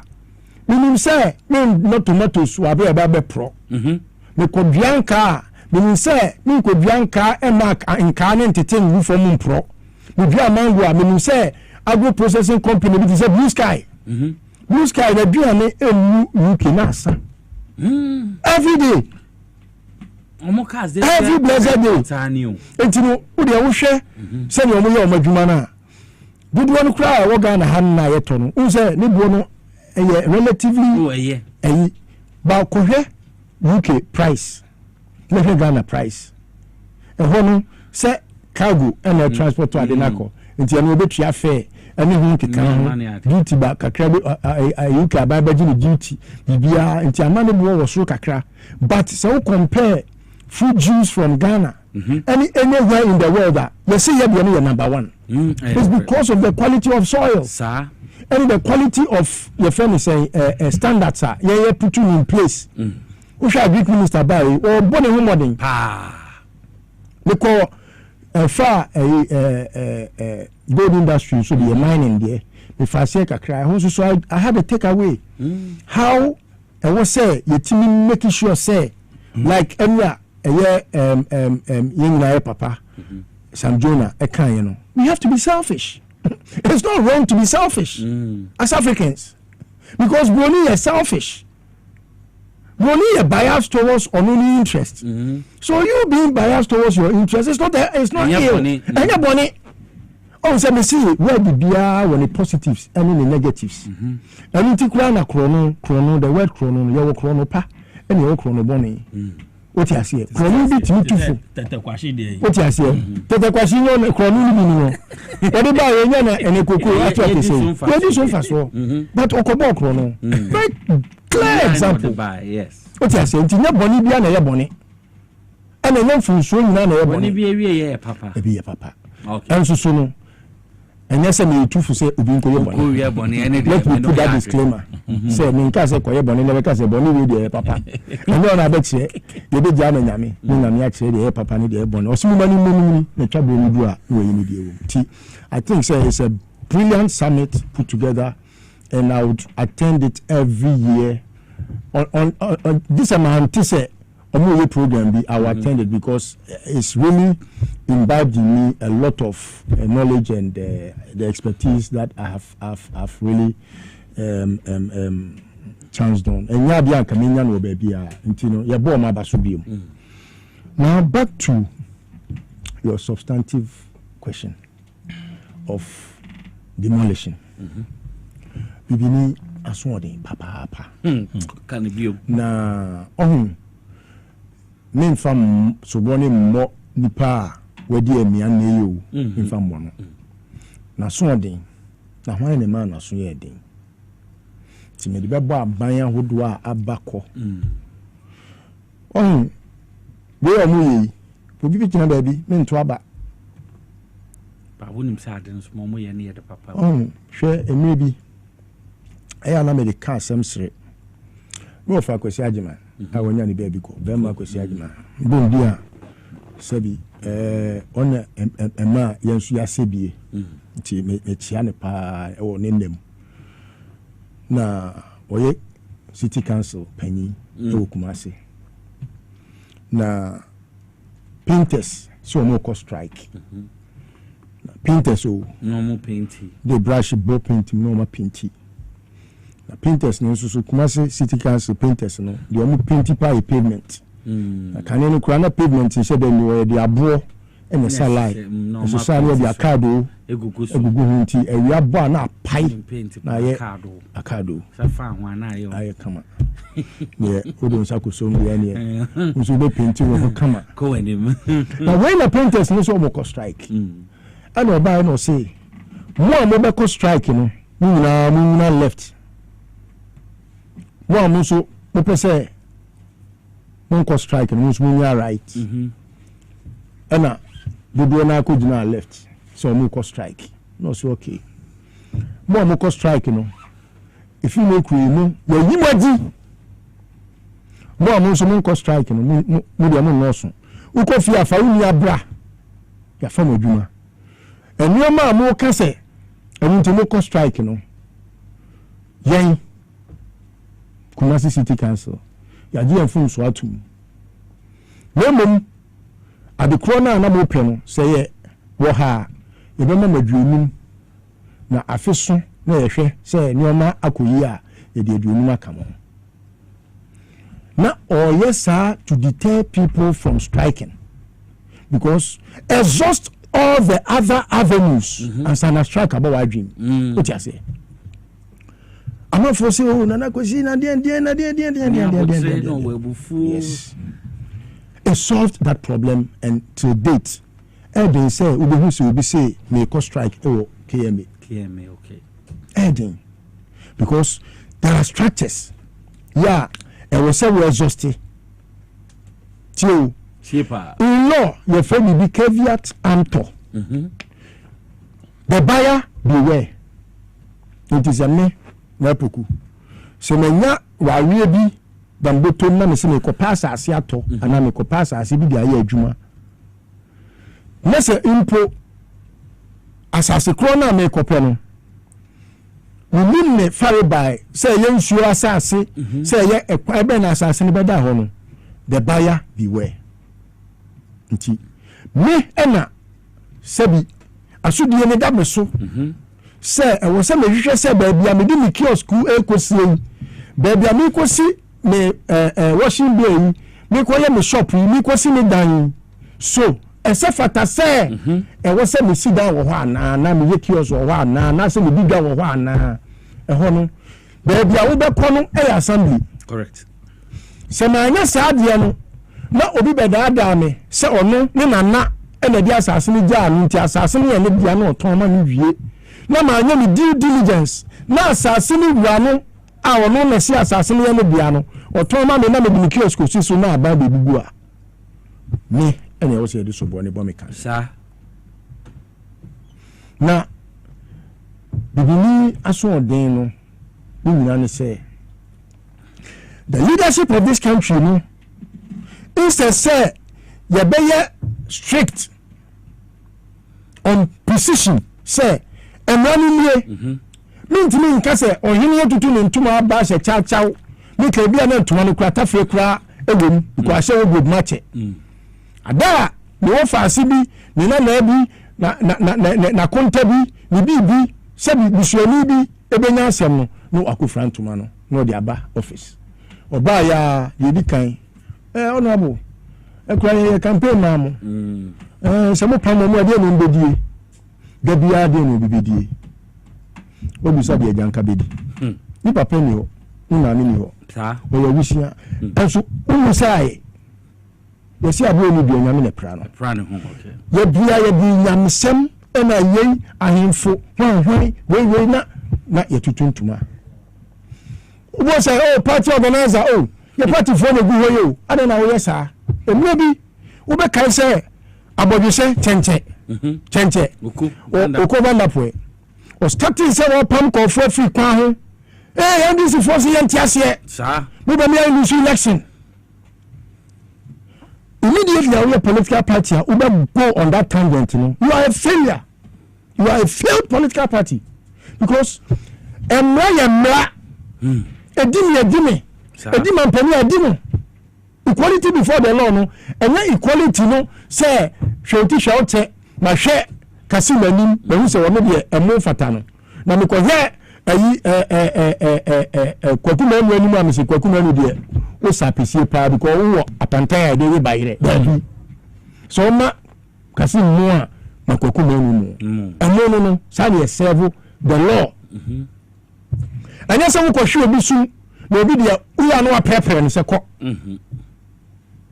enti sobo no me bibi ma abaya itemwa bepem ne na yema John Mahama abane danso ya ono no eni kwansi ebo ne sobo eni se ono na ode word bia political balance bi bia ba say let's reset yeah reset no unse na bem catch say it means more than we are seeing sir because reset means overhaul there's a tutu ka ni engine na ni enhwe sinto a womu ni enhye ne foforo na ye engineer yentimi hye ni bia say ya bibi weyi yentimi nya de da bia koso no repeatedly Albert Einstein or say doing one thing over and over again without and expecting a different results doing one thing over and over again and expecting a different result is insanity or say a damn say adie wey me ya nenura me ya results wey and then me say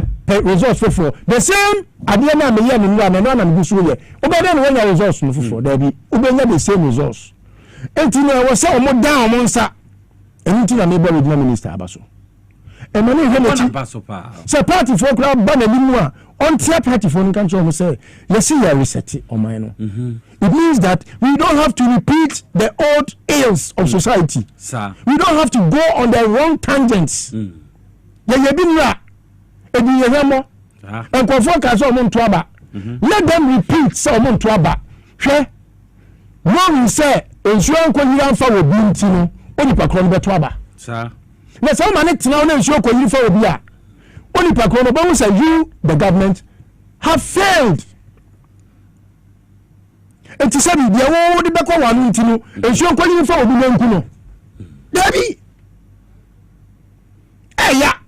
That's sabi me nua ba ko abe frɛ me.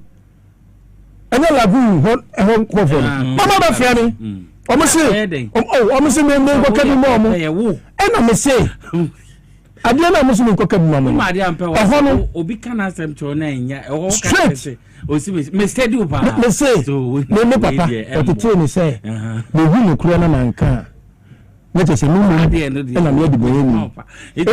Onu me papa na mu me papa a o me eja wo no kura no. Onu na mu no kura e boni ameka. O je me. Etino e dey na me nkoka se na me papa mpo sabi. Oka. O ya de na enya ameka. Ben so wonye bi. Onu o ye pere yo te se mi a. O ti ase. O me frɛ on dey dey. O mo frɛ me na me ka che o mo se. Kebi. Me bu samu na masaba. Because you nan kran ni entutu kran. Okay. Ti ade ti bie mu a sa bre na no so anopa no so omo san frɛ me. Na omo be frɛ me say the original minister ne nkofo ye no. Enya de papa. Enya de papa. Yen ko kan o radio so say de o ye no e be ma NDC alusu vote. Hwe. E ho na me ka kire omo say mpanifo fa phone to speaker.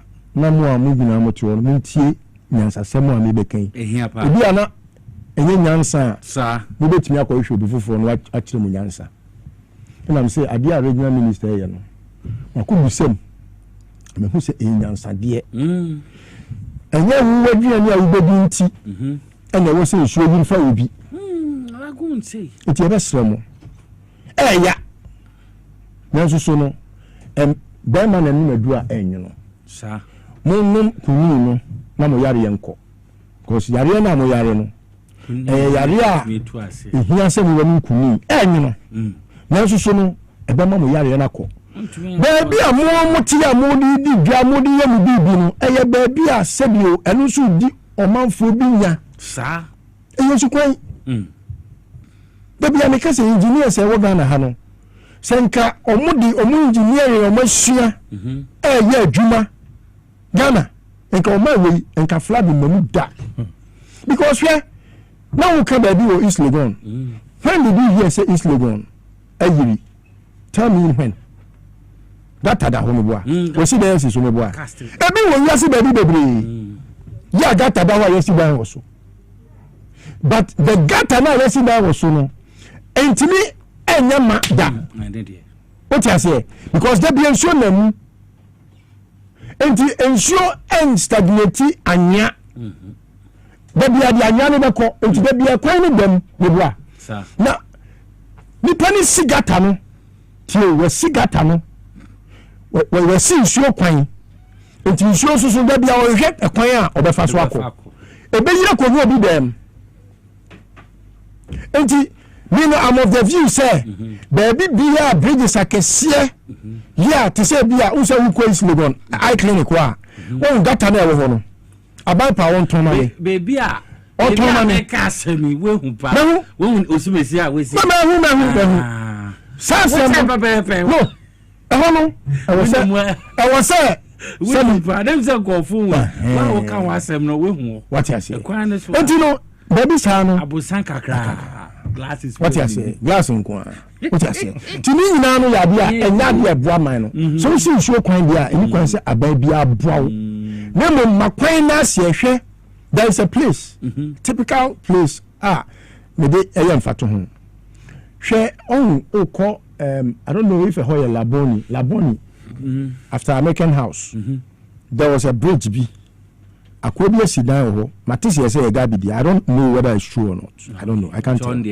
but that's akake now so hwe kwan na osu kwan na yesidan no so na omo try so omo bie baby foforo ama nsuo na fa achi adivert no se ensukasie bi to na eyira ebekọ omo car park wa ama ho afele etimi bi sa no ntumifo otima se ada nsuo be yiri no obekọ na ne car park na nsuo no ayiriye no eho nyina flade na cars ni nyina tete nsuo nani anu nyamia ketua otima se but se nipa ne hu yansa e no say okay mami raise pillars na me see dining so pillars no to a certain height even ya the caterpillar crane ko rasia say bi a hokra aye chop da betimi atiti mu a ni problem bia because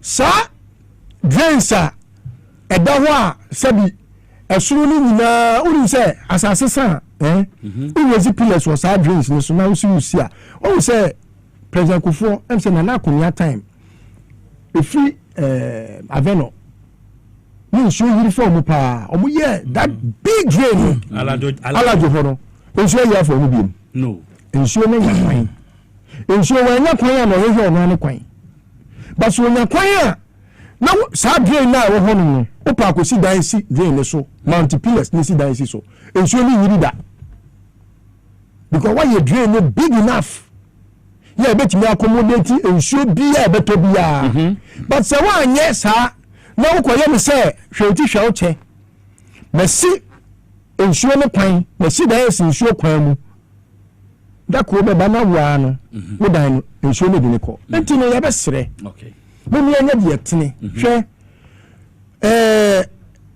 enye say ya the politics be katakata yani ani nto aba won to a obi beto it's about time yema obi ehu say oman no ye a yema yenya ho na politicians so nyai chelpa wa woni se woni abia wo ye nye wo ye PPP oba be sre we party ba wo ye NDC ni enti se me ne party ni bia e se me de ye bon na me ni obi awa beko sa na akoye NDC aba ba ni NDC ni a ye tunu sese wonam okodwa atoa party chairman bi so won nyine wumienu party secretary won nyine wumienu wo so onina minister epunachi no opachew opachew wo no so yi kofan kofo a ni ya sa abo aban na chi flag na bo so Ghana ha da bia aban beko aban beba flag beba ade na mum yenya example a eye John Mahama aban a onu nko ade oba ya flag bia ama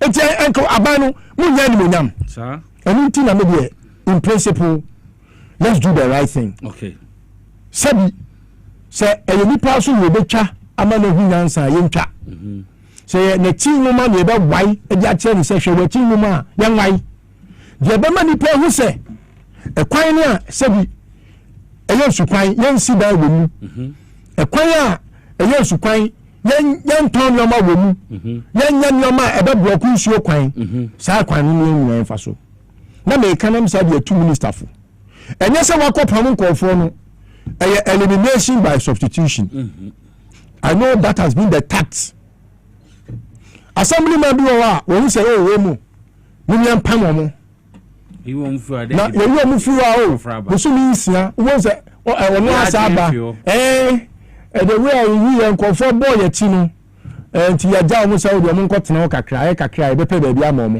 na wagigi nkofo sika obo wagigi nkofo sika se ye wusi obi de bibia kosi obi mu a ye bo minister abaso ye ba be bonachi ama mu elimination by substitution bia wa pam mo a wa pam mo mu make sure say baby a mo pam mo no mo be ne kama na ensuo nko yiri fa obi se mo pam ni pe wo nyina mo antiti gata mu mo antiti drains ni na ma make sure say anyane sanko good drains ni na ma make sure say mo be put the defense walls a ebema anya entimi nkonkogu eye lagoon ni biem na eye se da bia anya no ensure to ana susan e de anya na kogu eyin mu a efa so bia ni so until let us construct the ebetimi ama anya entimi nkogu eye lagoon ni biem se ya timu awie no anya no amamu ne yɛmfa ngu dwe na no pɛɛ na wɔsi matim yɛbɛkɔ na anya no gu ano na nsuo atɔ na asɛ pia na kɔdum na ayɛ budget da biara yɛkan budget a yɛ so yɛsa de kɔte kɔdistele yɛfrɛ ne sɛ drains mu na anya na sa kɔdum na year in year out na sɛ sika na nke bɛtumi da yɛ bibi foforɔ no na anya kɔdum da biara anya kɔdum. Let's do it once and for all. Sɛ aban nyɛ ready so ɔbɛdistele a sɛbi ankora ɔmbɛtumi aboa ɔmo nyɛ na sɛbi to say the engineers and planners at some point okoye kwale okay sɛbi kwale ni ɔdɔɔna oye say bia ɔde baby abra aban ɔsɛ as part of the corporate social responsibility ɛna ɔyɛ me kan juna ɛnɛ ɛyɛ yɛnyina pani Ibrahim Mahama baba say baba ɛnɛ le birthday odogu 1 ɛnɛ 55 age 55 na ko pon sha no ɔnya ne kɛse ɔmfa ne mfi adom ɔde ne wemu fa nkɔ adom kɛse pɛɛ mu me say nyankopɔn no ɔmmoa no na ɔnhu the greatness of his great grandsons and daughters. Amen. Ebedu no na sɛbi ɔno hoho kura na ne nana no nso so ateki up baabi a ɔyɛ duruɛ no na ɔmo nso de toa so nyankopɔn ma no yɛkɔdu honhom na sɛnea wɔdom amanfoɔ boa wɔ mo hyira wɔ mo no nyankopɔn ɛma ɔnyɛ nhyira sɛdeɛ wɔayɛ nhyira da biara no na ɔnyini wɔ ahoɔden mu nimdie mu nyansa mu na ɔnom adasa. Baba is one gift a nyankopɔn de ne ma wiase and obi a wabɛn ne ba biara no he is very selfless individual and akwai sɛ woyi ne kura no sɛ nyɛ sɛ bia ne mfonyi na ɛwɔ baabi a wahu da you can't even think of him as the richest that you have known ɔtafam down to earth ɛnum ɔmo a sɛbi ɔmo atire quarters bi a ɛnu baabi a ebi kura 1/4 ebi wa 1/10 ɛsoso dada ɔmo yɛ okuro ma no wohu ɔmo mo a obi mpo ɛnso baba deɛ uboni pum anɔpa wie nyumre obi bio umo mu kura no na odi wachi ɔhwehwɛ mpo no ɔno ampo di adomo nyankopɔn ma ne ne kɛseɛ ɛno ne kɛseɛ a wayɛ so na ɔnhyira no nhyira a sɛbio obi hyira Solomon no bi Abraham no bi Isaac no bi wɔnhyira no nhyira a sɛbio emu odu a ebetumi aka wɔ biara bi nipa deɛ sɛbi ebi mpa de pa ɛka obi nko nyankopɔn ma ne mmɔ ɔmo nkonkomo aso na ɔmo empire a ɔmo bɔ sɛ ɛka ɔmo nko na nka biribi asie no nyankopɔn ma ne mpare nnua no na wɔnyɛ ne kɛseɛ na baba de yɛntumi nka na asɛm yɛntumi hu ne ho adanse awie ɔno kora wɔmpɛ na I wish my brother a happy birthday. May he live to see the greatness of his great grandsons and daughters. Amen. Amen. And may he live to do what God ordained him to do. Amen. Amen. Amen. Because me Supreme Court say Omo State Panda MP. Yandam Endra. Kakra on that yenti. Can you say Ampa NDC after Pandai after 2024 general election. Yede yasem koto Tamale court. Efa niama bi ayen ye feel say ankoso yie in the elections. I feel say anka say omo nullify the we were pleading say omo yen sa chance no omo nullify elections no. Ye didi mu ana yen ye issue na e won say Adeno, we went say we were pleading say we need a rerun. Sabi tamale omo de maye. MPP for some case in any say. Yen time yen file your case no. Nasa because Murano say I think 21 days after gazetting you have 21 days within which you can appeal or petition. MPP form so patches say Gazette was on 24th December. Therefore, yen ka say on the 6th ena gazette no omo gazette here because yen issue the electoral commission gazette 2 times 24th and on the 6th. And our issue is that the on the 6th one supersede 24th December there no. Therefore the counting should start from on the 6th. MPP for so case in said there be the counting must start from 24th. Edidi mo court and then and court Emma ruling what tamale. Omo court Supreme Court akako ashi say yasem enim. Meno near me then say at the end of the day you see we are a law abiding party. Even though we disagree with the Supreme Court, we take it in good faith.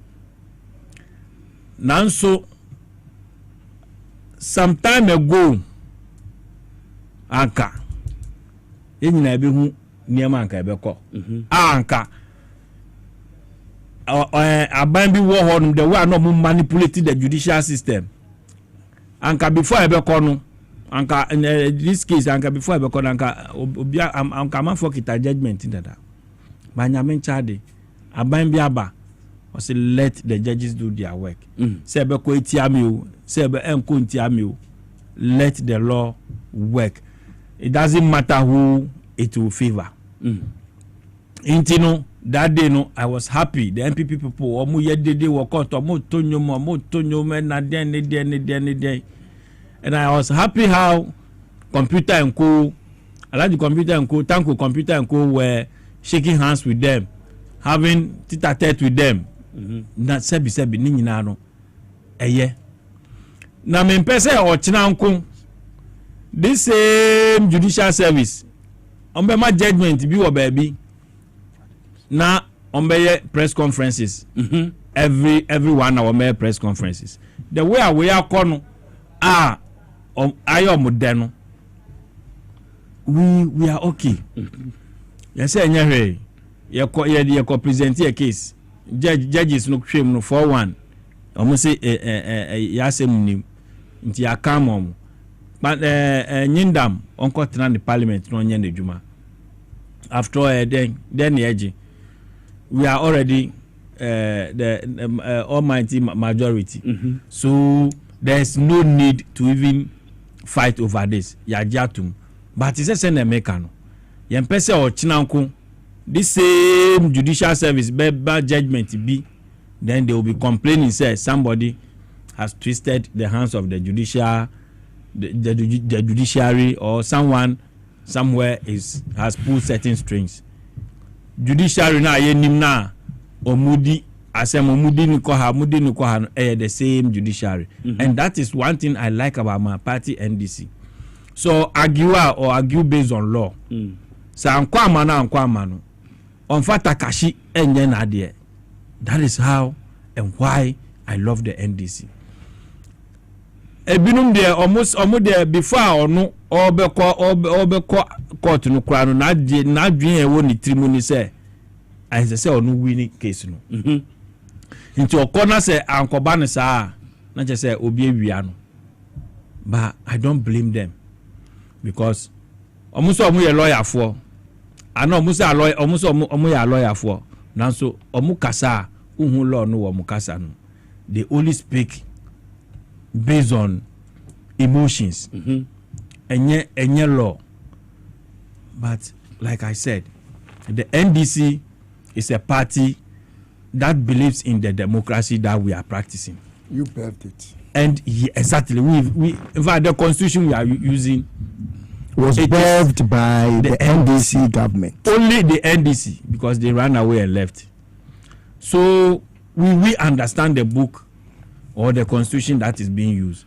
So say bibi your court na say you go dibema and I go differ. What say we share from 2012 election petition in Yamanyama Chikata ne argument ye bibia, it's always on the law and the constitution. Everything to the extent say even ultimate yetimi di asem na mo bia obia in fact sebi ni 5 kura hu ni friend kura tie case na o say no we dey chinchi me ndc for answer because every point we raise is always based on the law and it is always there.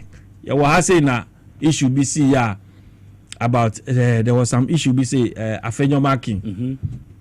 The issue was clear in the articles. I think article 47 was article 74. There was an issue be say. It was clearly stated in the constitution.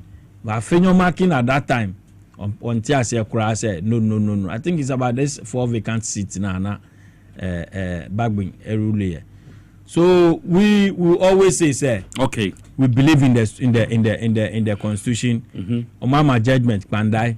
You see NDC. You win you didn't. We leave it for them. But we are only saying say or Chinanko, we don't want say judgment then they will be castigating and making issues out of it. Okay. Yenina yem fa mrano enye juma. Yenina yem follow mrano. Or problem go to the court. Oko court whatever judgment that will come out of it, take it like that and go and prepare and come another day.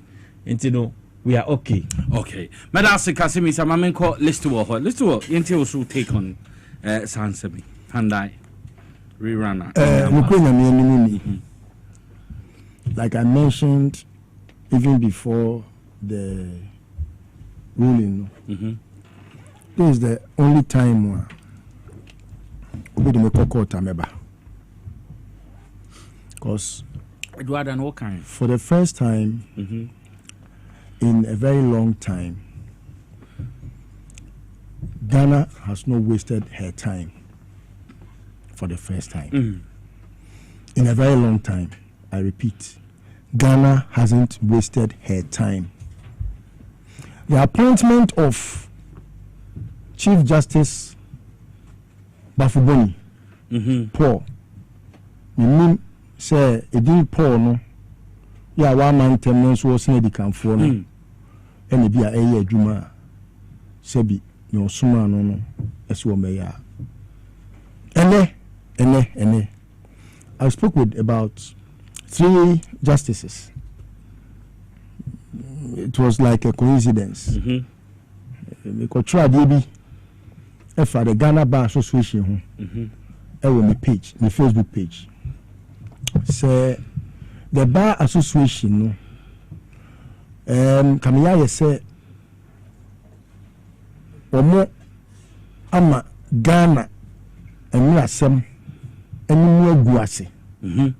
Now it has become 2 parties and say it has remained the most useless association in this country.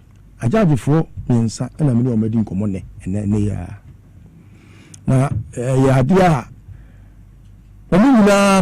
arguments on what they buy when you are doing common I feel you almost say just say I was saying come me 2 months to be in crack now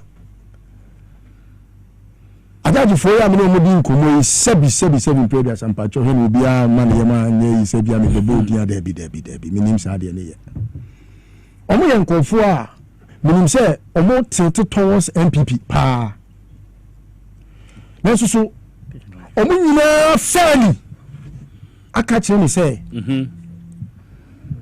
in confidence say senka owura mahama amemwe toaso bio kra na sebi wodi o minus c baby papa na waja ho kwa ka bebu baby no sebi omo obi ana adwe wo from kra be family na Ghana for ba we bele ententem because baby a akufo do bi ya call ye no any baby a wo mahama ba ya just afi ba kunu ene ne kakra we ye da su wodi ye kono amaga na ni na bie ofuwe den eni bie okwase nso eni aye den ati ama sensei no ni dia aga na ni wo efa eye even amamo hyehyɛ ɛne ne ntotoyɛ ɛho no ɛdi ni papaapa na ɔmo ankasa de judiciary no egu nsɛm ani ɛma ne kɔyɛ sɛ under Akufo-Addo no all you need to do is to just file an application ɛnɛ no kasa yi yɛ wɔ lawyer fo bi wɔ hɔ a ɛyɛ ɔmo den sɛ ɔmo bɛkɔ court because onim subject verb agreement wabɔn papaapa ɛyɛ adeɛ a ɛyɛ adum bi ɛna ebi a NPP bɔnni bi a na ɔmo ahyehyɛ ɛwɔ te sɛ law school sɛ once yɛbɛhu sɛ woyɛ NPP mu no kɛkɛ no koraa no yɛbɛtumi apaasew ama ɔbɛyɛ lawyer ni nka yɛ saa paa wode ɛhwɛ dabi a meka NPP a lawyer fo a sɛ obi te sɛ Nana bi yɛ lawyer ni ɛwɔ Ghana ha wabra sɛ nka yɛ Kosovo ɛne yɛse Nana bi yɛ lawyer ni a nkɔm bɛyɛ demonstration now we are very tolerable and tolerant people say obi te say Nana bi etimi yɛ lawyer wɔ Ghana ha gari ni manku ti yɛ lawyer wɔ Ghana ha hwedi a mi bi boye o tie pa sɛ Maria na akotwi obi dan yɛ kasa obi yɛ NPP ni ɛyɛ lawyer ni a onim judge pɛ onim mra wabɔn kuro sɛ kuro ne deɛ minim judge the onima yɛ judge because judge no anadwo ɔbɛkɔ akɔhu no na wɔne na hyɛ kokoam nti anasa asɛm ba lawyer fo no mu ka ne dendenden NPP lawyer fo nko a cases na anasa bi kɔte nkɔfo a na ɔmo di ko bi mɔmɔni totobi kako judge a wagye kako wagye apɔnkye bi anapampa mu bɔn num yɛ ne de apapo brɔdeɛ kraka brɔdeɛ bayerɛ ni nyinaa no hwɛ a NPP fo a lawyer fo case nko a uwe ndisi lawyer ni case baako kra wom baako kra nim law school hɔ na mu no sɛ wonyɛ obi a waben na woyɛ ndisi ni a you be marked down. I always do this juxtaposition. Yes, Sami Jamfi. Who is like Sami Jamfi in the NPP? Who is like Aduji? Aduji, so I can create also me and my friend because now say because they are the woman my friend. But there is not like him in the NPP. Yes. Who is like Odoga Dawudu? Who the upper find this share Dafia Mekpo? Okasa who say he is speaking law. He is making logical conclusions. He is making reasoning. And I say who's on koti law society be Meboa. Yes. They can't be about the reason why judgment you know by you know. Crudging.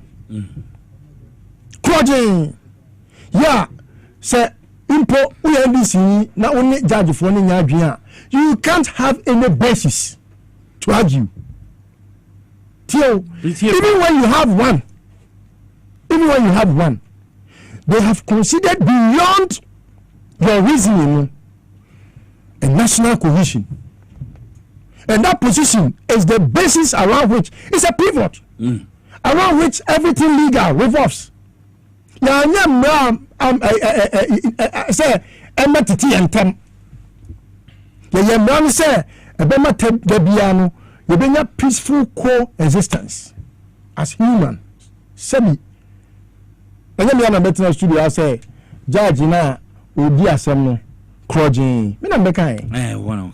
Na sebi ekurase maka. So no here. Me no lawyer ni. Lawyer for kuku dam na ko tena se judge for mu a. No say asem a me better studio a mekai say judgment na omu ye no tamale no crudging. Na judge na mu na ye odi asem no when wa jina asem atu say okay say Supreme Court to say dia. No. Me amene say no. Entino the boy ma baso bio.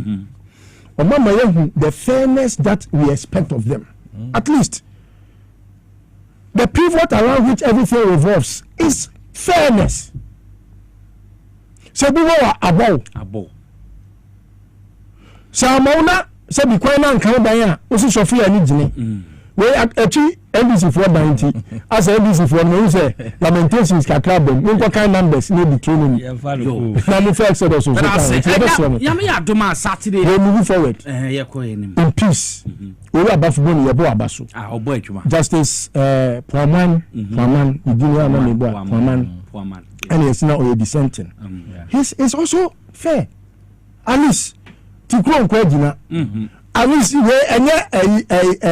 FC free unanimous FC obi on na again what you say it excess there is a certain fairness at play we commend them okay Sami Aduma Saturday 31st January the new patriotic party omo flag bearer I mean tewe yembre no ko say de bia me asema make ne say ni omo kwa akoye no ko wani ni omo kwa akoye ni nyina no at the end of the day bamia no me bre at the end of the day bamia no me bre na Dr. Bamia de le bia asese na me kan obi a wa pam trouser ahye ne de obe pam ni ka ahye ne de simple niema esua papa na ode nam no in fact omo ko opposition kwa niema ya sen pepi aba no kasi nkabi ko wani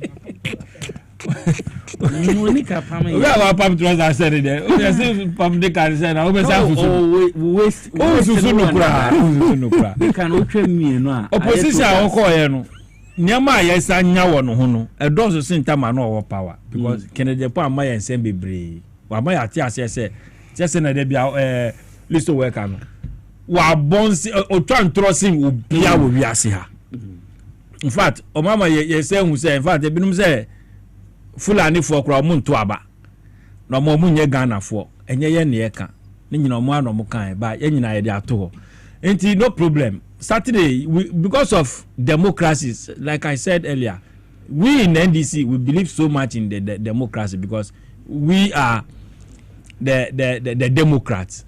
And you know, because MPP, it doesn't mean say we shouldn't talk about it and now we shouldn't wish them well. We wish them well because we need a responsible opposition. Yeah, and yes, we have overwhelming majority, therefore we work over them and now we feel say they don't matter. No, they matter. Opposition who's here, but one responsible opposition. Yeah, afejo market. By him say, no mu ye ni nyina at the end of the day they are bringing Bawumia Brian Champon obe most of them no say omo running mate but what I've seen is Brian Champon is trying to project share this election or share after this one because after this one Bawumia will be nobody Bawumia on team babium intino most of them are just trying to get a place for the next MPP presidential primaries. Not this one because Omunim said whoever wins this particular contest cannot win presidential. No. Omunim face none of them can face any NDC candidate. No way. Ejuma John Mama aye and Ejuma NDC aye. There is no way 2028. Yeah, there are no eto MPP there or aye within that 8 years now. No reasonable and rational and fair thinking Ghanaian will give MPP any chance. So no matter what they will do, Omanga Somunim said for 2028 is a no. Into the air project are in preparation for the years after 2028. But anyway, into no wish them well. But near yan say it will not we don't want those things here. IGP me sure say our form. But catch rum.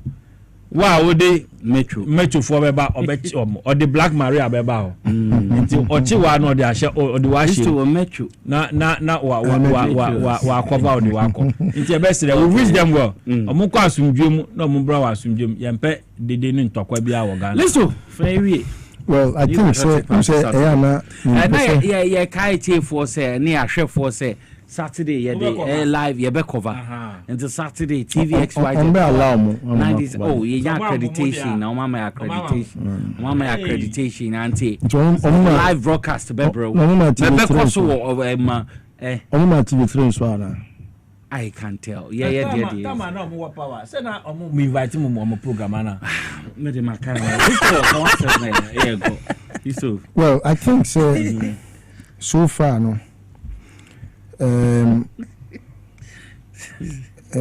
My restraining me not to comment on more elections but say nyame aduma say aka tell me twantemo me nda no be Nah, in fact, I don't find anyone on the ballot. Say, Obimu, say, what's the idea of my way? Obimu. In fact, say, Impo, Yasha Watchman, I will Ghana ha. Now, Udi winning in Abidina, so no, I pray for Watchman position. They don't even qualify.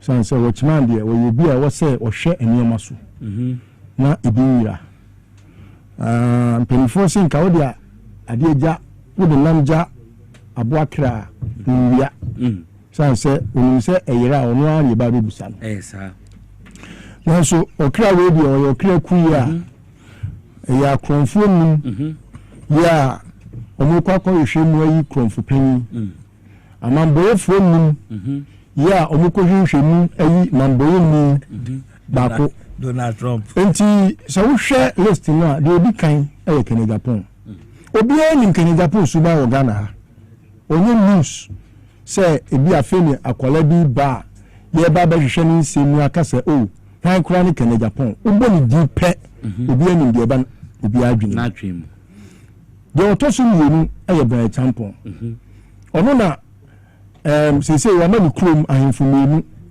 de we gazette no and we sabi obi foforo asaba so yo hene yeah makache Ghana police service ne national security say me so na me say me IGP and I say even police keke and I say me so na keke I will be arrested for impersonations and so I've called on them to arrest any impersonator because the word chief has a legal meaning. Until you are gazetted, you can't call yourself a chief. What you can, you throw Koruhini, or Kanem.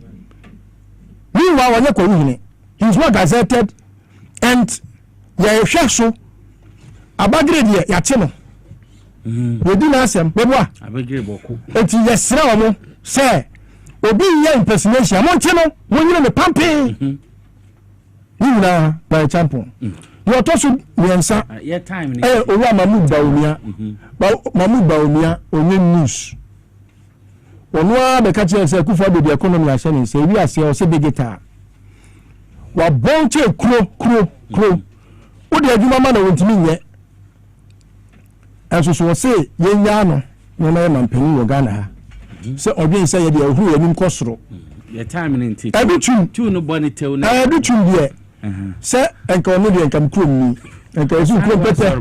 Yes, you could better than could do no more. A Bibeka. Now, so where the and now where Diama a concern water film. Engineer, Onanka, Sabi. President. But a man say, listen to he is his own problem. Is his own problem. Nipa e wo se wu wani monyam na wo ji wu di ye chan troto so ya press conference na me na me tro kabra ko kan wo se nkan wa me agu ani wa se awie na nu ya wo se ko to ba ma ba omia ansa na wo be ka se ko to ba ma ba omia no na wo se ba omia nsem fata wo se in the interest of party we have a catch him say and we patriotism me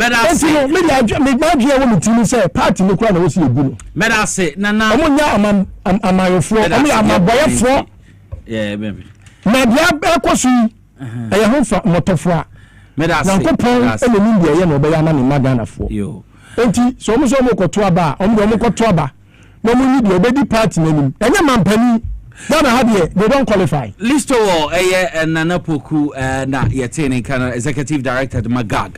Sasona Kasimisa or member of the NDC communication team. Me amidi ready who champion from Nicholas. Mima musu no hinba boama beni oni mopoma. Na Nicholas. Na se ba umia unimasa chena pu. So MVP ba umia na nim nyansa cabinet bi baje.